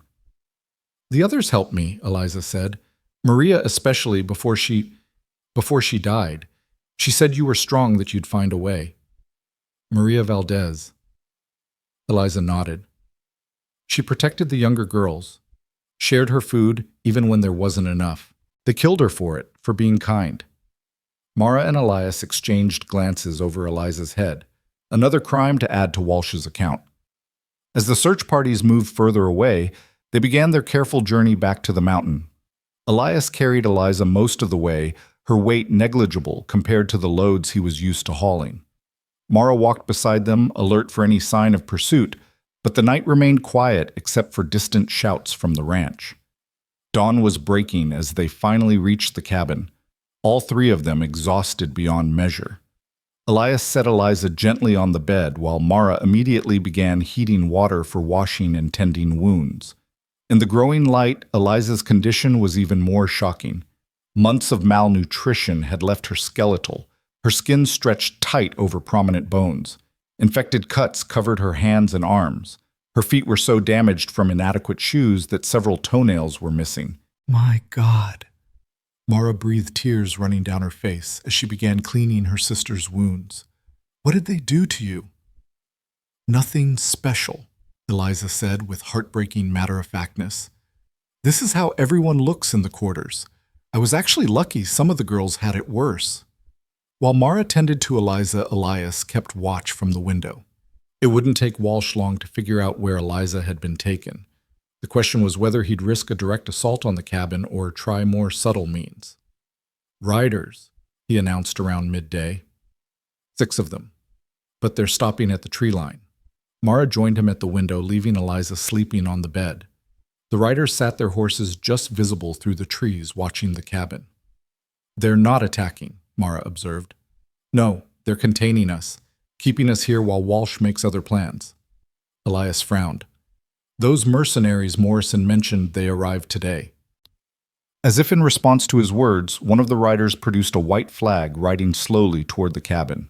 Elias recognized him as Stokes Walsh's new foreman. "That's close enough," Elias called from the porch rifle, visible but not quite aimed. Stokes stopped 30 yards away. "Mr. Walsh wants to make a deal." "No deals," Mara said, stepping out beside Elias. "You might want to hear this one," Stokes said with an unpleasant smile. "See? We got your friends from the prayer meeting locked up nice and tight. 7 men, including that cripple Valdez. Shame if something happened to them while trying to escape." "You're threatening to murder 7 innocent men," Elias asked, his voice deadly quiet. "Not threatening anything, just saying accidents happen in jail.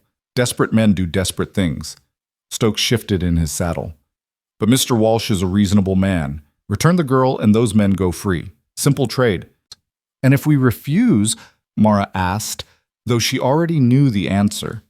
Then tomorrow morning, Cedar Ridge wakes up to 7 dead conspirators who tried to escape justice. Their blood will be on your hands. No, Elias said firmly. Their blood will be on Walsh's hands where it belongs. Stokes shrugged. Either way, they'll be dead. You have until dawn to decide. Return the girl to the ranch, or 7 men die. He turned his horse and rode back to the tree line, leaving Mara and Elias standing in terrible silence. We can't, Elias said finally. We can't send her back. And we can't let 7 innocent men die for our choices, Mara countered, agony in her voice. From the bed, Eliza spoke, startling them both. They hadn't realized she was awake. I'll go back, she said quietly. I won't have deaths on my conscience. No, Mara said immediately, rushing to her sister's side. We didn't fight this hard to lose you again. Then what do we do? Eliza asked with a maturity beyond her years. Let them die. How do we live with that? Elias's mind raced, calculating possibilities. The judge arrives in 2 days. If we can keep everyone alive until then. How we're trapped here and Walsh holds all the cards. A memory stirred in Elias's mind. Something Morrison had given them.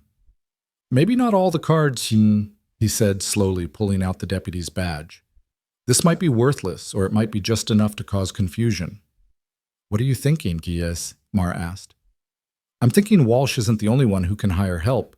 There are good people in Cedar Ridge, people who are tired of Walsh's stranglehold on the valley. If we could rally them, create enough chaos to prevent the executions until the judge arrives. That's a lot of ifs, Mara pointed out. Do you have a better idea? She was quiet for a moment, then shook her head. But we can't both go. Someone needs to stay with Eliza. I'll go, Elias said. No, it has to be me. She held up a hand to stop his protest. You're the mountain man, the hermit. People respect you, but they don't trust you. I'm the woman from the auction block, the one who stood up to Walsh. Like it or not, I've become a symbol. If anyone can rally the town, it's me. Elias wanted to argue, but he knew she was right. Those men in the trees won't let you pass. Not openly, but there are other ways down the mountain, paths even you don't know. She gave him a small smile. I didn't spend 6 months at Walsh's ranch without learning the terrain. It's too dangerous, Eliza protested weakly. Everything we do now is dangerous, Mara replied. But doing nothing is death. She prepared quickly, changing into her darkest clothes, taking the pistol and extra ammunition. As night fell, she hugged Eliza tightly, whispered something in her ear that made the girl nod solemnly. If I don't come back, she began, turning to Elias. You will, he interrupted. You have to. Your sister needs you. Take care of her, Mara said simply. Then impulsively, she reached up and kissed his cheek. Thank you for everything. Before he could respond, she slipped out the back door and vanished into the darkness. Elias watched from the window, but even knowing she was out there, he couldn't spot her movement. The watchers in the trees remained focused on the front of the cabin, unaware that their quarry was slipping past them like a ghost. Hours passed with agonizing slowness. Eliza drifted in and out of sleep, sometimes calling for Mara, sometimes whimpering from nightmares. Elias tended the fire and kept watch, wondering what was happening in town, whether Mara had made it safely. Near midnight, he saw movement in the trees. The watchers were changing shifts, but there was something else, an agitation in their movements, urgent whispers he couldn't quite hear. Something had happened in town. Dawn was still hours away when the first flames appeared in the valley. Not the ranch, the jail. The building was on fire. Orange light visible even from the mountain. Elias's heart raced. What had Mara done? More fires sprouted, small ones scattered through the town. Not enough to threaten lives, but enough to create chaos. Every able-bodied person would be fighting the flames, including Walsh's men. Clever, Elias murmured, understanding her strategy. Can't execute prisoners who've already escaped during a fire. The watchers in the trees were clearly torn, some riding toward town while others remained. Their containment was breaking down. Then, through the pre-dawn darkness, Elias heard something that made his blood sing voices. Many voices moving up the mountain trail, not trying to be stealthy, but making their presence known. As the first light of dawn touched the peaks, a crowd emerged from the forest. Townspeople, dozens of them led by Mara, who walked with Father Miguel on one side and Thomas Morrison on the other. Behind them came Rosa Valdez supporting her limping husband, the other families from the prayer meeting, and surprisingly several prominent citizens, including the banker and the newspaper editor. The remaining watchers took one look at the crowd and fled, recognizing that the tide had turned. Mara broke from the group and ran to the cabin, bursting through the door, with triumph blazing in her eyes. "The prisoners are safe," she announced breathlessly, "hidden in the church with Father Miguel's protection. And that's not all the newspaper editor telegraphed Denver last night. The story will be in tomorrow's paper front page. Walsh's kingdom is crumbling." "How?" Elias asked, amazed. "People were ready. They just needed someone to light the match." She moved to the bed where Eliza was struggling to sit up. "And when they heard about you, little sister, about all the children in those quarters, even Walsh's supporters couldn't stomach it." Outside, the crowd was growing as more people arrived from town. Someone had brought a wagon to transport Eliza safely. Others carried food, blankets, medical supplies. "The judge will be here tomorrow," Morrison called out. "Walsh is barricaded in his ranch with his mercenaries, but he's finished. Too many witnesses, too much evidence." But even as they celebrated this victory, Elias noticed Mara's expression remained troubled. "What is it?" he asked quietly. "The other workers at the ranch. They're still trapped there. Walsh might use them as hostages or worse, eliminate them before the judge arrives." The crowd heard her words, and silence fell. They'd won a battle, but the war wasn't over. "Then we go get them," someone called out. Elias was surprised to recognize the banker, a man he'd thought firmly in Walsh's pocket. "All of them. Today." "That's suicide," another voice protested. "Walsh has professional guns now." "And we have numbers," Rosa Valdez said firmly. "And more importantly, we have right on our side." Father Miguel raised his hand for silence. "Violence begets violence. We must find another way." "What if we don't have to fight?" Elias said slowly, an idea forming. "What if we make it impossible for Walsh to fight?" All eyes turned to him. "Walsh's men are mercenaries. They fight for money, not loyalty. What if suddenly their employer couldn't pay them?" Morrison caught on first. "The bank could call in his loans. I know he's overextended." The banker nodded slowly. "With the federal investigation pending, I'd have grounds. But it would take time." "We don't need to actually do it," Elias interrupted. "Just make the mercenaries think it's happening. Make them doubt they'll get paid. Mercenaries don't work for free."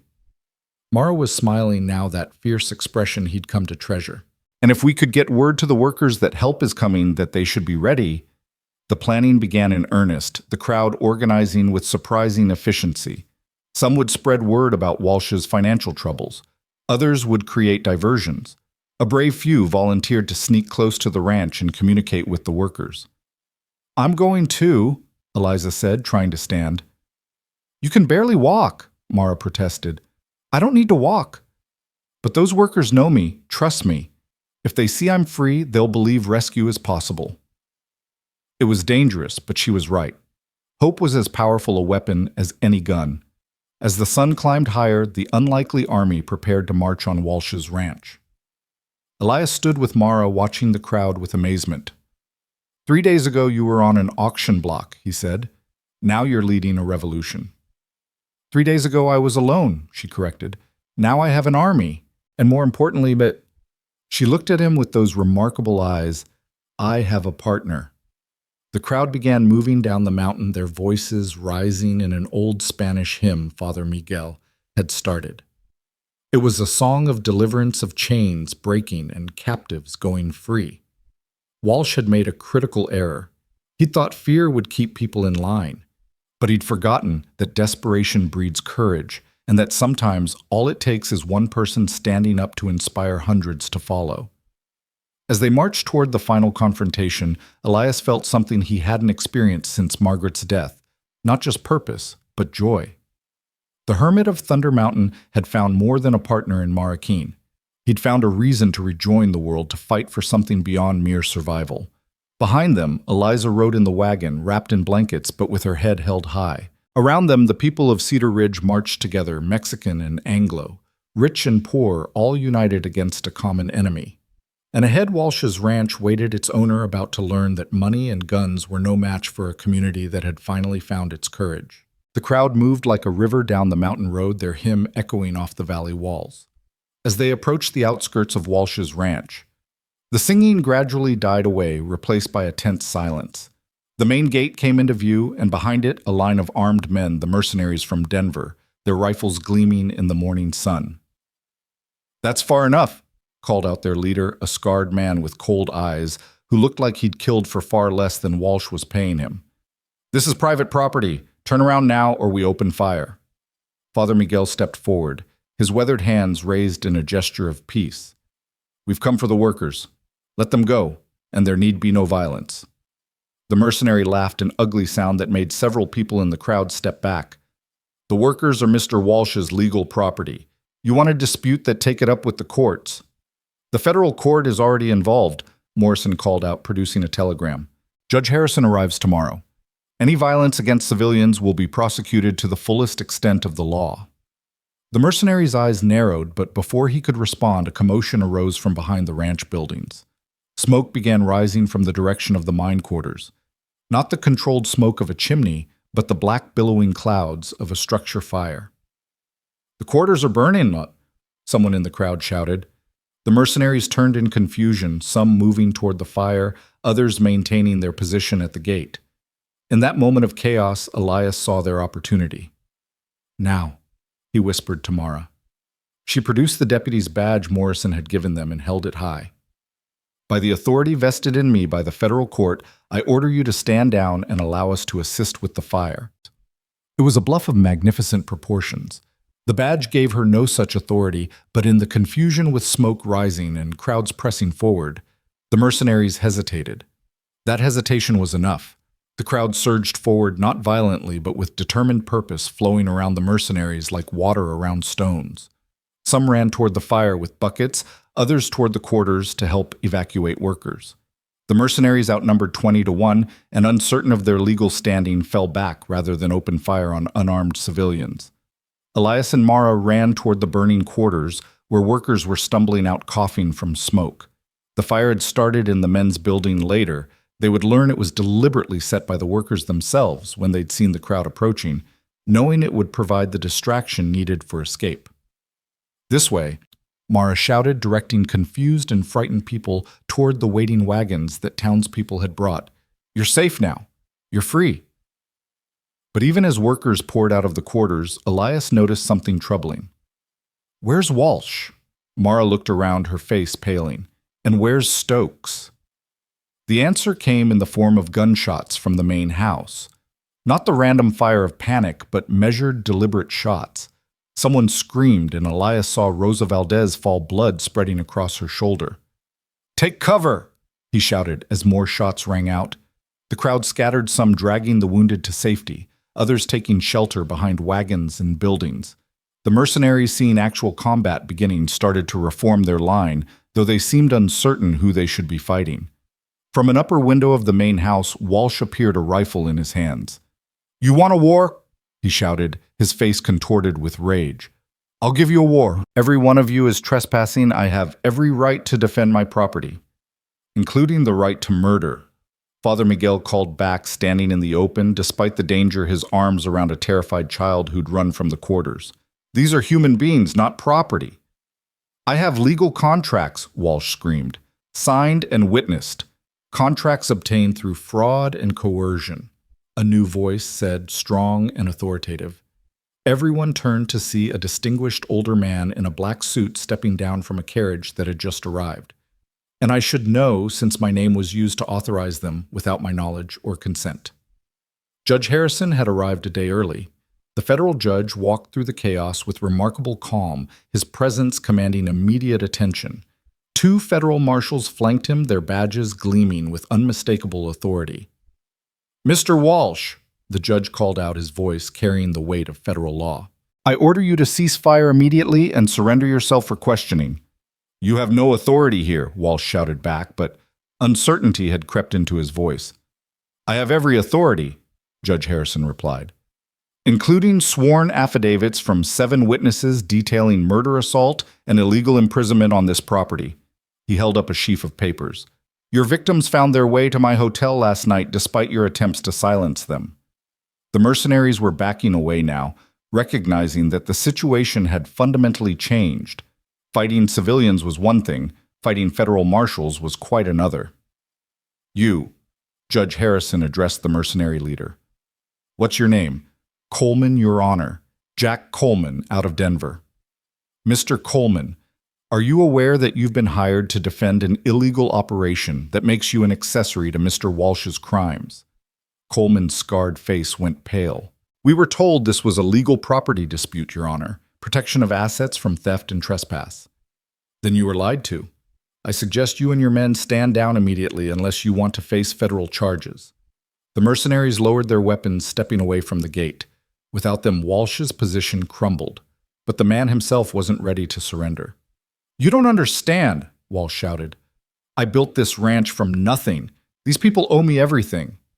They owe you nothing, Mara said, stepping forward despite Elias's attempt to hold her back. You stole their freedom, their dignity, their lives. Maria Valdez documented everything before you had her murdered. She held up the journal, its pages visible even from a distance. Names, dates, crimes, all witnessed, all verified.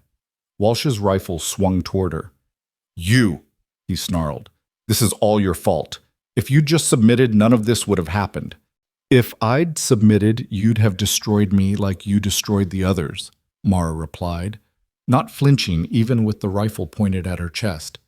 But I didn't break and neither did they, and now your kingdom of fear is ending. Not if I end you first, Walsh said, his finger moving to the trigger. The shot was impossibly loud in the morning air. But it wasn't Walsh's rifle that had fired. The rancher stumbled, looking down in shock at the spreading red stain on his chest. Behind him, visible in the window, stood someone no one had expected Stokes Walsh's own foreman holding a smoking pistol. Why?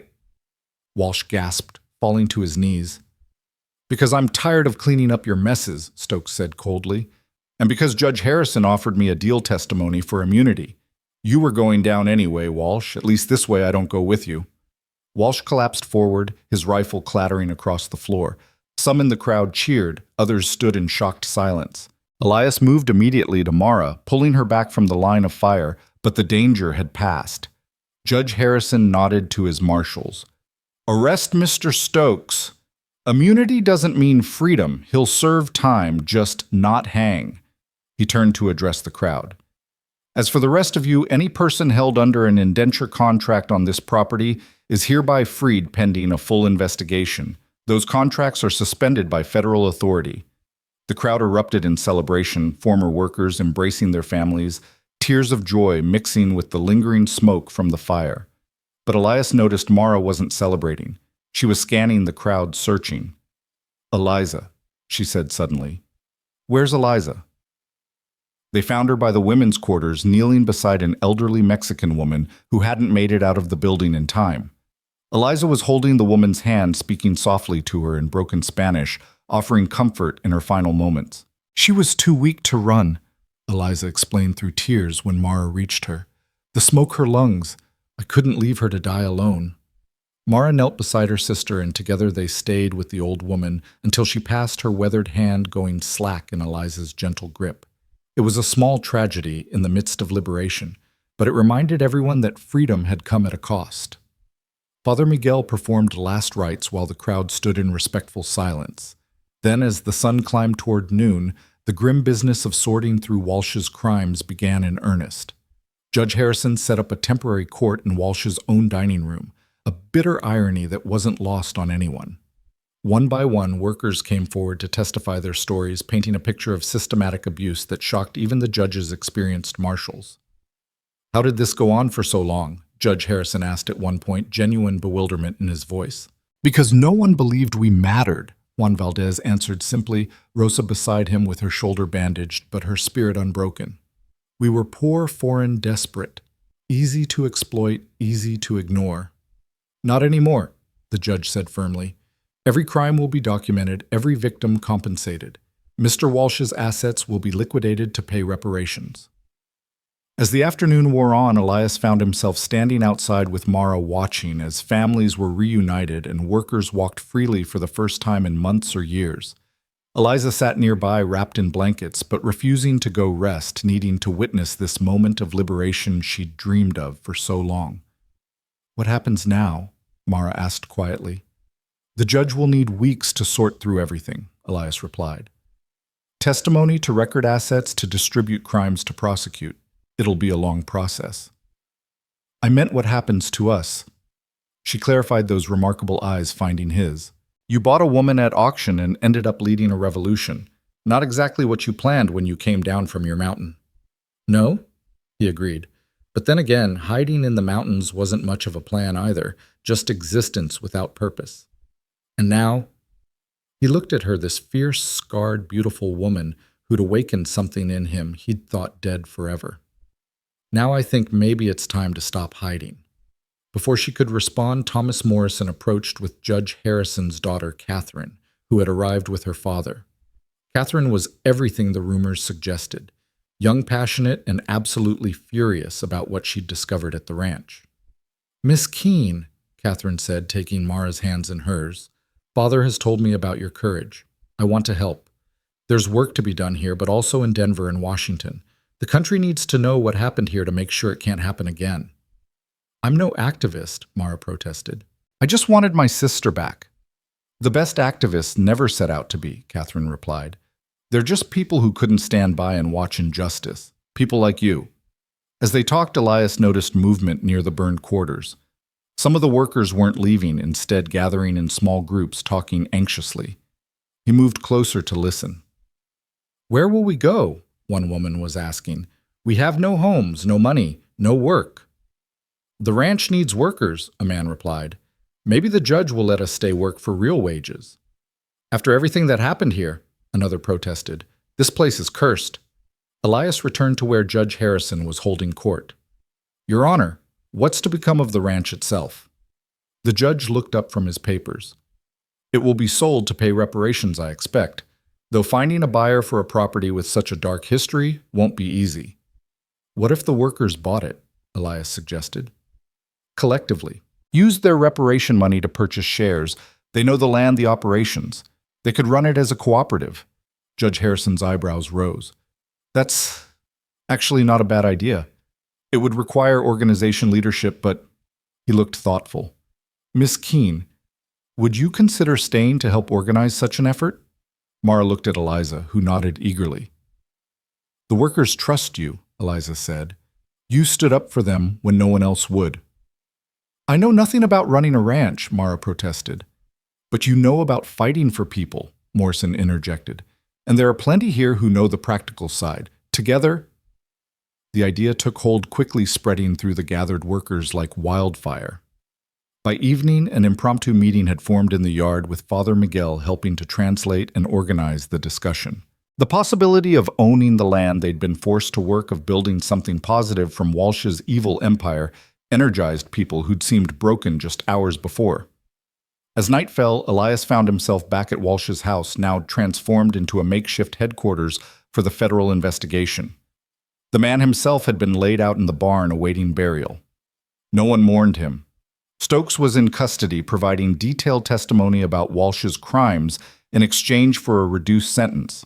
His revelations were damning, not just about the ranch, but about a network of similar operations throughout the territory, all using questionable indenture contracts to essentially enslave desperate workers.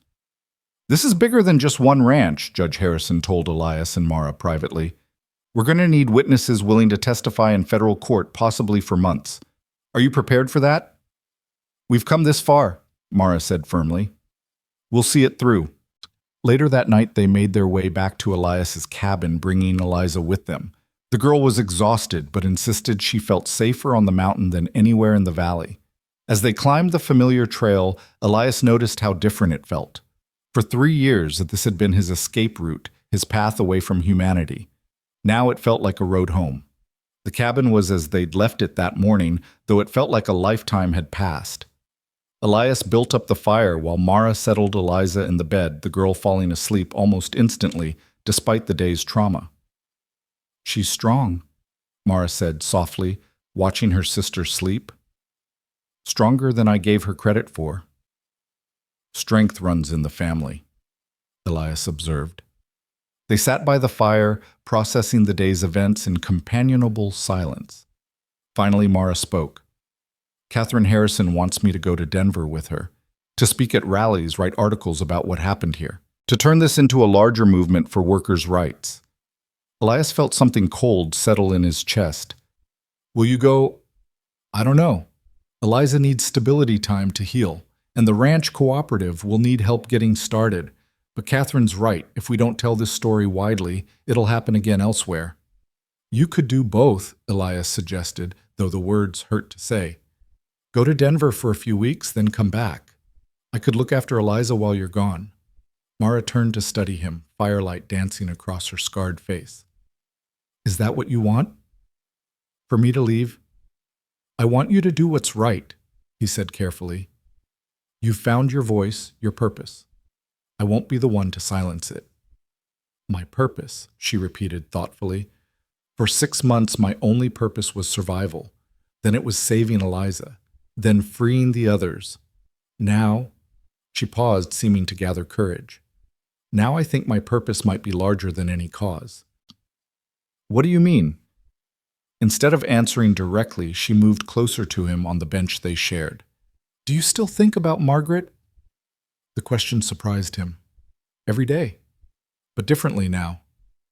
Hausa, before thinking of her, was like pressing on a wound, all pain, no purpose. Now, he struggled to find the words. Now I think she'd be proud of what we did today. She believed in justice, in standing up for people who couldn't stand for themselves. She would have liked you. Even with my scars, my strange eyes, my dangerous reputation. Especially because of those things, Elias said firmly. They're proof you survived what should have broken you. Margaret admired survivors. Mara was quiet for a moment. I need to tell you something. That morning on the auction block under the sack, I could see through the weave a little. Not much, just shadows and shapes. I saw you in the crowd, standing apart from the others. You looked as broken as I felt. I was, he admitted. But you bid anyway. Why? Really? Why? Elias thought back to that moment, trying to recapture what had driven him. Because for just a second, when you stood there refusing to bow despite everything, I remembered what it felt like to fight for something. You reminded me that broken doesn't mean defeated. You saved me, she said simply. We saved each other, he corrected. And then we saved others. That's what partners do. Partners, she repeated, and something in her tone made him look at her more closely. Is that all we are? The question hung between them like a held breath.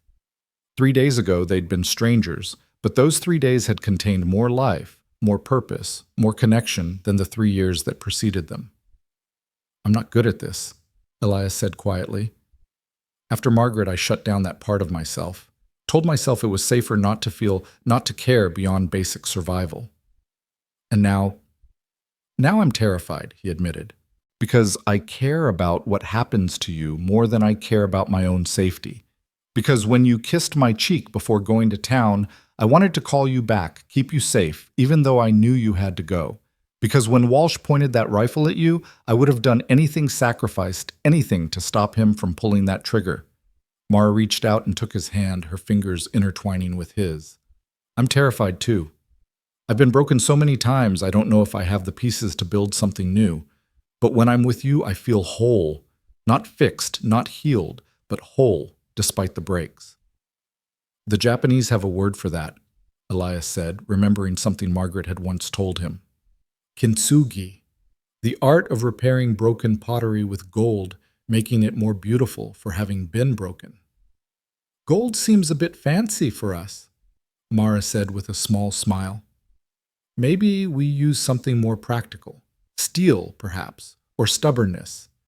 She laughed, the sound warming the cabin more than any fire could. Definitely stubbornness. They sat together in comfortable silence, hands clasped, watching the fire die down to embers. Finally, Mara spoke again. I won't go to Denver. Not yet. Maybe someday when Eliza is stronger, when the cooperative is established. But right now, my place is here. Here at the ranch. Here with you, she corrected. If you'll have us. Eliza and me. We're not easy companions. She has nightmares. I have a temper. We both have more wounds than we know how to handle. This cabin's too small for 3 people long term, Elias said practically, though his heart was racing. We'd need to build on ad rooms, and the trail's too rough for regular travel to the valley. We'd need to improve it, maybe get horses now that the ranch's assets are being distributed. Is that a yes? He turned to face her, fully reaching up to trace the scar on her face with gentle fingers. That's a yes to building something together. Not just a cabin, but a life. Broken pieces made whole through joining. This time when she kissed him, it wasn't on the cheek. It was a kiss that tasted of smoke and tears of fear, conquered and hope discovered. It was a promise and a question and an answer all at once. When they finally pulled apart, Mara's eyes were bright with unshed tears. Margaret was a lucky woman to be loved by you. And I'm a lucky man to find love twice in one lifetime. Different loves, but both real, both worth fighting for. A sound from the bed made them turn. Eliza was awake, watching them with a small smile despite the exhaustion evident in her features. Don't mind me, she said weakly. I'm just enjoying seeing my sister happy for the first time in forever. Mara moved to sit beside her, smoothing her hair back from her forehead. Rest, little one. Tomorrow we start building our new life. All of us? Eliza asked, including Elias in her glance. All of us, he confirmed. Family doesn't always come the way you expect it. As the night deepened, they settled into a new configuration, Mara and Eliza sharing the bed while Elias kept watch by the dying fire. But it didn't feel like separation. It felt like the beginning of something, a foundation being laid for whatever came next. Outside, snow began to fall, the first of the season, covering the violence and triumph of the day with a blanket of pristine white. The mountain didn't care about human struggles, but it would shelter those who respected it, those who understood that survival meant more than just staying alive. In the morning, they would return to the valley to help build the cooperative, to testify to federal authorities, to help other broken people find their own gold-mended wholeness. There would be challenges, setbacks, probably threats from those who profited from the old system. But tonight, in a small cabin on Thunder Mountain, 3 wounded souls had found their way to each other. A hermit who'd bought a woman in a sack had discovered that saving someone else could mean saving yourself. A woman who'd refused to break had learned that strength could include accepting help. And a girl who'd survived hell had witnessed that love could bloom even in the harshest ground. The fire crackled its last ember song of ending and beginning. Outside, the snow continued to fall, erasing tracks and trails, offering the gift of a clean start. And in the darkness, 3 people who'd been alone found themselves part of something larger, not just a cause or a mission, but a family forged in struggle and sealed with hope. Walsh's ranch would become a cooperative run by the people who'd suffered under his rule. The federal investigation would expose similar operations throughout the territory. Catherine Harrison would write articles that would appear in newspapers from Denver to Washington, sparking discussions about labor rights and human dignity. But those were tomorrow's victories. Tonight's triumph was simpler and more profound. 3 people choosing to face the future together, their broken pieces aligned to create something stronger than what had come before. The snow whispered against the windows, winter's first promise that hard times were coming. But inside the cabin, warmth prevailed. Not just the warmth of fire and shelter, but the deeper warmth of connection, of purpose, of love, discovered in the most unlikely circumstances. Elias dozed in his chair, one hand resting on his rifle out of habit, but his face peaceful in a way it hadn't been for 3 years. Mara lay awake, holding her sleeping sister, her mind already working through plans for the cooperative, for the future, for the life they would build. And Eliza, despite her nightmares, slept deeply safely, knowing she was finally where she belonged. The hermit, the rebel, and the survivor. 3 people who should never have met, brought together by cruelty and commerce, transformed by courage and compassion. Tomorrow would bring new challenges, but tonight they rested in the certainty that whatever came, they would face it together. On Thunder Mountain, in a cabin that had sheltered loneliness for so long, love had found a way to bloom again. different from what had been lost, perhaps stronger for having been tested. Certainly more complex for encompassing multiple forms: romantic love, sisterly love, the love of found family. The snow continued to fall, covering the trails that led down to the valley, temporarily cutting them off from the world below. But for once, isolation felt like blessing rather than curse. They had everything they needed right here: shelter, warmth, and each other. And in the morning, when the sun broke through to reveal a world made new by snow, they would begin the work of building something that had never existed in this valley before, a community based on justice rather than exploitation, dignity rather than degradation, love rather than fear. But that was tomorrow's challenge. Tonight in a cabin on a mountain, 3 souls who'd found each other against all odds rested in the peace of belonging of being home. The morning sun transformed the snow-covered valley into a glittering expanse of white so bright it hurt to look at directly. Elias stood on the cabin's porch, breathing in the sharp, clean air, while watching Mara and Eliza make their way carefully down the now treacherous trail. They were heading to the ranch for the first official meeting of the newly formed cooperative, and despite the snow, nothing could have kept them away. "Watch that rock," Mara called back to her sister, who was managing remarkably well despite her still healing body. "It's slippery under the snow." Eliza navigated around it with careful precision, her face set with the same determination that had helped her survive 6 months in the mine quarters. "I'm fine, Mara. Stop mothering me." "Never," Mara replied with a smile that transformed her scarred face. They reached the valley floor where Thomas Morrison waited with a wagon, having promised to transport them to the ranch. Rosa Valdez was already in the wagon, her shoulder still bandaged, but her spirit undimmed. "The federal marshals have been busy," Rosa reported as they settled in for the ride. "They've arrested 3 more of Walsh's associates' men who knew about the murders and said nothing." "Good," Mara said firmly. "Silence in the face of evil is complicity."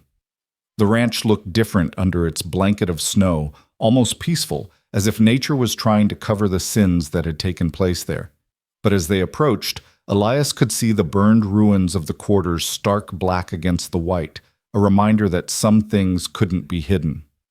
Inside Walsh's former house, now serving as the cooperative's headquarters, over 40 people had gathered.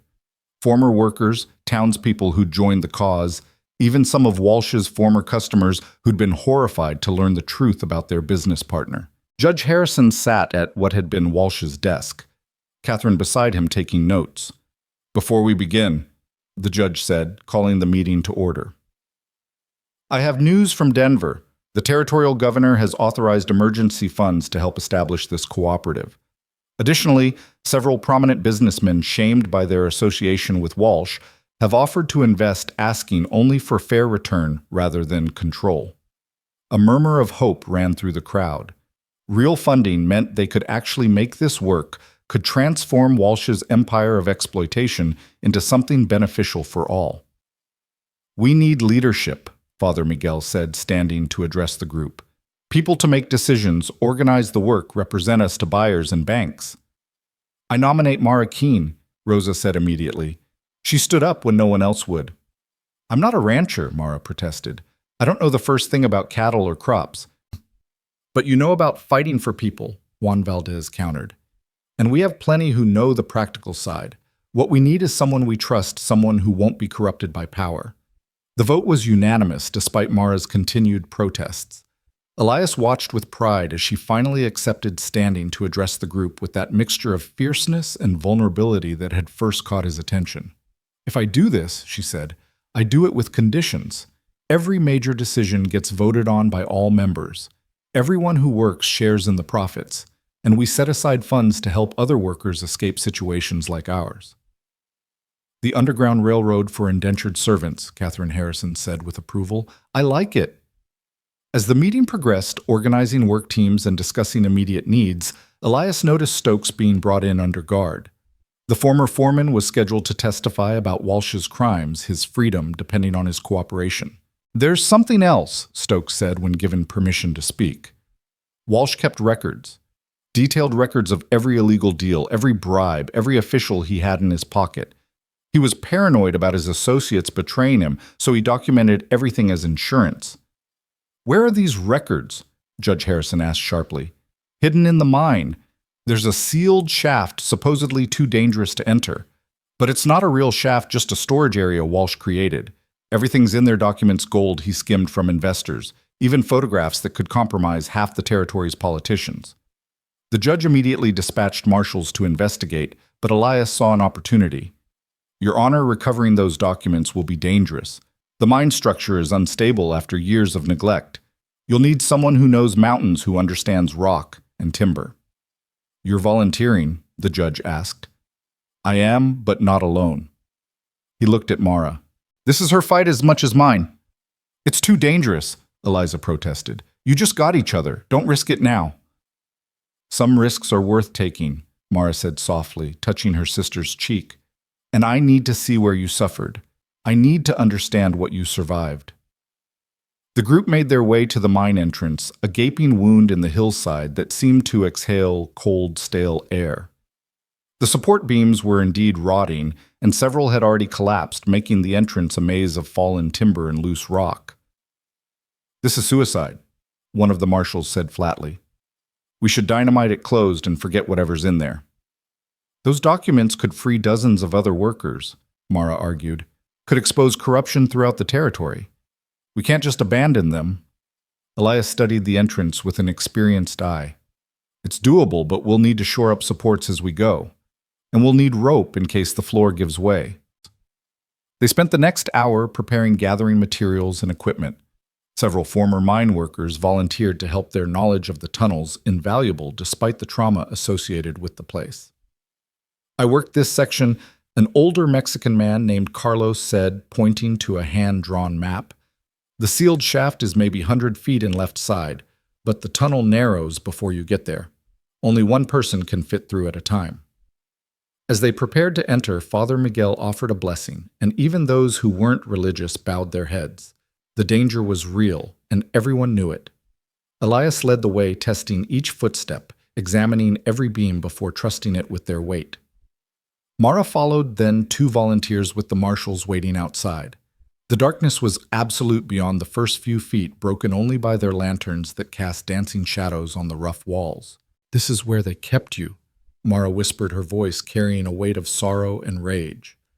Not here, Carlos corrected from behind. Deeper. This is just the entrance. Gets worse as you go. They found the first body 30 feet in. A skeleton still in the remnants of work clothes crushed under a collapsed beam. Carlos crossed himself. Martinez, he disappeared 2 years ago. Walsh said he ran off. Another murder to add to the count, Mara said grimly. They marked the location and continued the tunnel, indeed narrowing as Carlos had warned. Soon they were moving single-file shoulders, brushing the walls, the ceiling so low they had to crouch. There, Elias said, his lantern illuminating a crude wall of newer brick blocking a side passage. This has to be it. The brick was solid but not expertly laid. They worked carefully to remove enough bricks to squeeze through, aware that too much disturbance could bring the whole tunnel down on their heads. Beyond the wall was a small chamber carved from solid rock, much more stable than the mine tunnels. And filling the chamber were wooden crates, metal boxes, canvas bags heavy with contents. Mother of God, Carlos breathed. The first crate Elias opened contained gold coins, hundreds of them, each one skimmed from legitimate mine proceeds. The second held documents exactly as Stokes had described. Names, dates, amounts, crimes detailed with Walsh's meticulous handwriting. Look at this, Mara said, holding up a photograph. That's Senator Morrison from Denver, and that's a child. Elias took the photograph and immediately wished he hadn't. Walsh hadn't just documented financial crimes. He documented worse things, things that would destroy powerful men throughout the territory. We need to get all of this out, he said. Every document, every photograph. This is evidence of a conspiracy that goes far beyond one ranch. They formed a human chain, carefully passing boxes and crates through the narrow tunnel. It took hours, and twice they had to stop to shore up sections that threatened to collapse. By the time they emerged covered in dust and exhausted, the sun was setting. Judge Harrison's expression as he reviewed the materials evolved from shock to fury to determination. This changes everything, he said. This isn't just about labor exploitation. This is about murder, child abuse, corruption at the highest levels. What will you do? Mara asked. What I should have done years ago, the judge replied. Clean house, starting with Sheriff Brennan. The sheriff who'd been hovering at the edge of the group tried to run. He didn't get far. The federal marshals had him in custody within minutes, and a search of his office revealed his own cache of bribes from Walsh. That night, the cooperative held its first official dinner in what had been Walsh's dining room. The long table that had once hosted corrupt businessmen now seated former workers, their families, and allies from town. Father Miguel said grace, thanking God for deliverance and praying for wisdom in the challenges ahead. We need a new name for this place, Rosa suggested as they ate. It can't be the Walsh Ranch anymore. Something that honors those who died, Juan added. Maria Martinez, all the others. Liberation Ranch, Eliza suggested quietly. It was the first time she'd spoken up in the group, and everyone turned to look at her. Because that's what happened here. We were liberated. Liberation Ranch, Mara repeated, testing the words. I like it. The vote was unanimous. As the evening progressed, plans began to form. The cattle would need tending through winter. The burned quarters would be demolished and proper housing built. The mine after bodies were recovered and properly buried would be sealed forever. We'll need teachers, Catherine Harrison said. Many of the children have never been to school. I could do that, Eliza offered, then blushed at her own boldness. I mean, I love children and I can read and write well. You're 15 po, someone pointed out. Old enough to work in a mine, old enough to teach letters and numbers, Mara said firmly, defending her sister. Catherine smiled. I'll help you set up a curriculum. Education is the best weapon against exploitation. As the dinner wound down, Elias found himself outside needing air after the closeness of the mine and the crowded room. Mara joined him, slipping her hand into his. It's really happening, she said wonderingly. We're really building something new. Are you ready for this? He asked. Running a ranch cooperative, fighting corruption, raising your sister all while testifying in what will probably be the territory's biggest trial. I'm terrified, she admitted, but also exhilarated. For the first time in my life, I'm not just surviving or fighting against something. I'm building toward something. You know there will be resistance. Walsh had allies, powerful ones. They won't let this stand without a fight. She turned to face him, those remarkable eyes gleaming in the moonlight. Then we'll fight, but this time we won't be alone. A commotion from inside drew their attention. They returned to find one of the marshals had arrived with urgent news. 3 more ranches, he announced. Based on Walsh's documents, we've identified 3 more operations using illegal indenture contracts. The federal government is organizing raids for tomorrow. How can we help? Mara asked immediately. We need people who can talk to the workers, convince them it's safe to testify. Many are immigrants scared of authority. They need to see others who've been through it and survived. Without hesitation, a dozen former workers volunteered, including Rosa and Juan Carlos and others who'd found their courage. They would accompany the marshals, living proof that liberation was possible. I'm going too, Eliza said, standing despite her obvious exhaustion. You need to rest, Mara protested. Those workers need to see someone young who survived, Eliza countered with unexpected steel in her voice. They need to know children can make it through. Mara looked ready to argue further, but Elias touched her arm gently. She's right. And she's stronger than you think. You both are. The next morning, the Liberation Force departed in a convoy of wagons and riders. Mara kissed Elias goodbye at dawn, her lips warm against his in the cold morning air. Come back safe, he said. Come with us, she countered. We could use you. Someone needs to keep things running here. The cattle won't feed themselves and the new workers arriving need guidance. She smiled. Look at you becoming a rancher. Only for you, he replied, meaning it. The raids were successful beyond anyone's expectations. Not only were the 3 identified ranches shut down, but workers there provided information about others.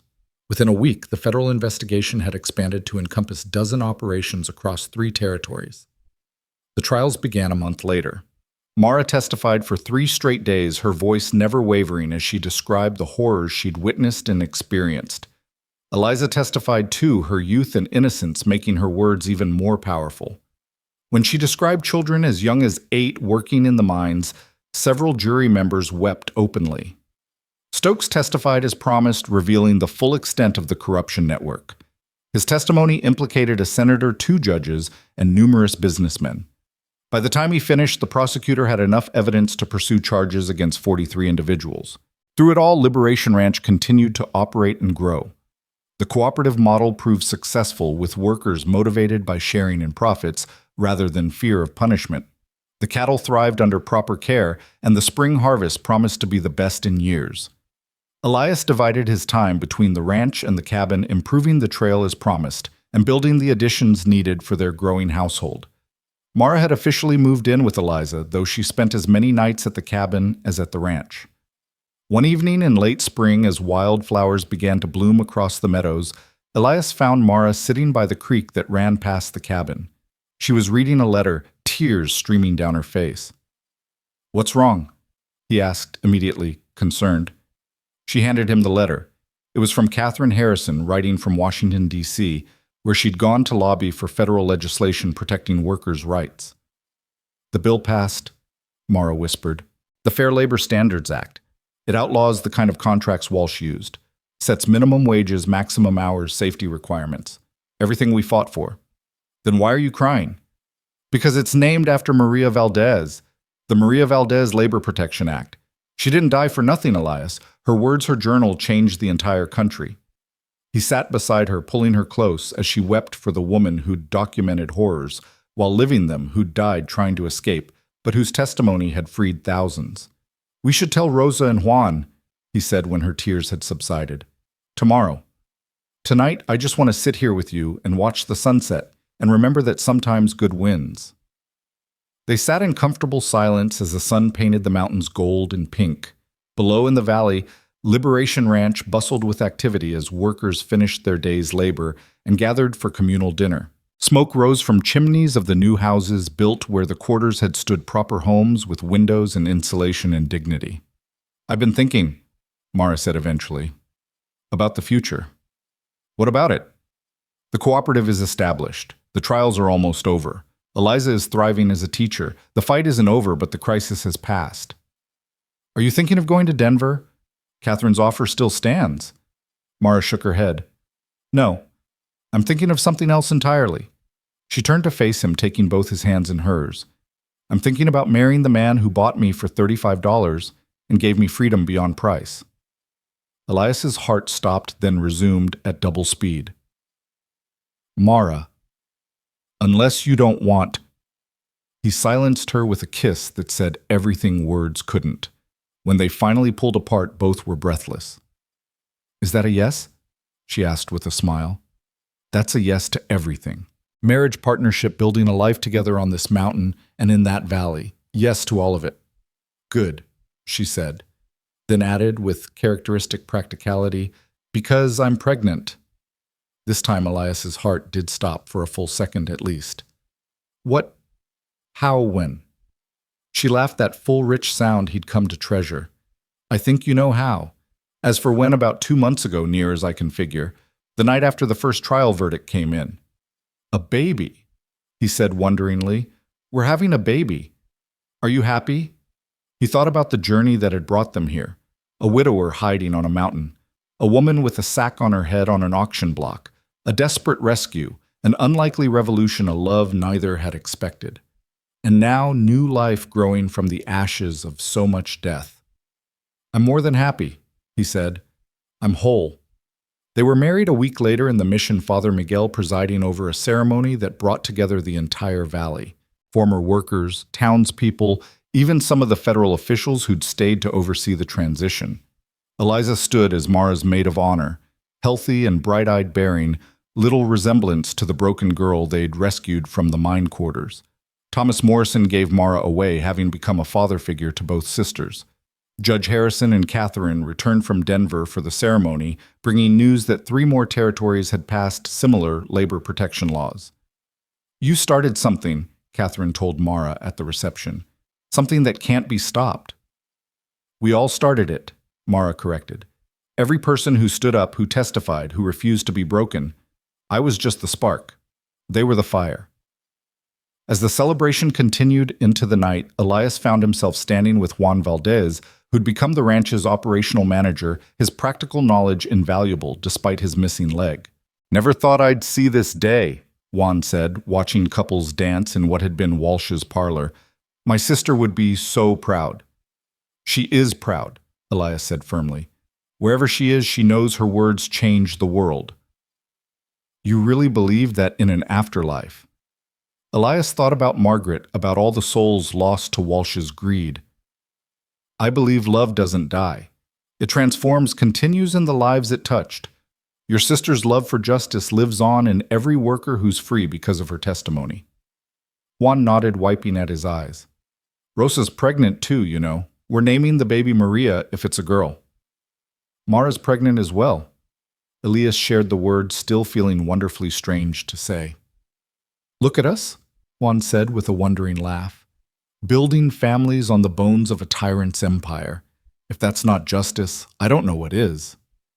The autumn brought the baby a daughter with her mother's fierce eyes and her father's steady temperament.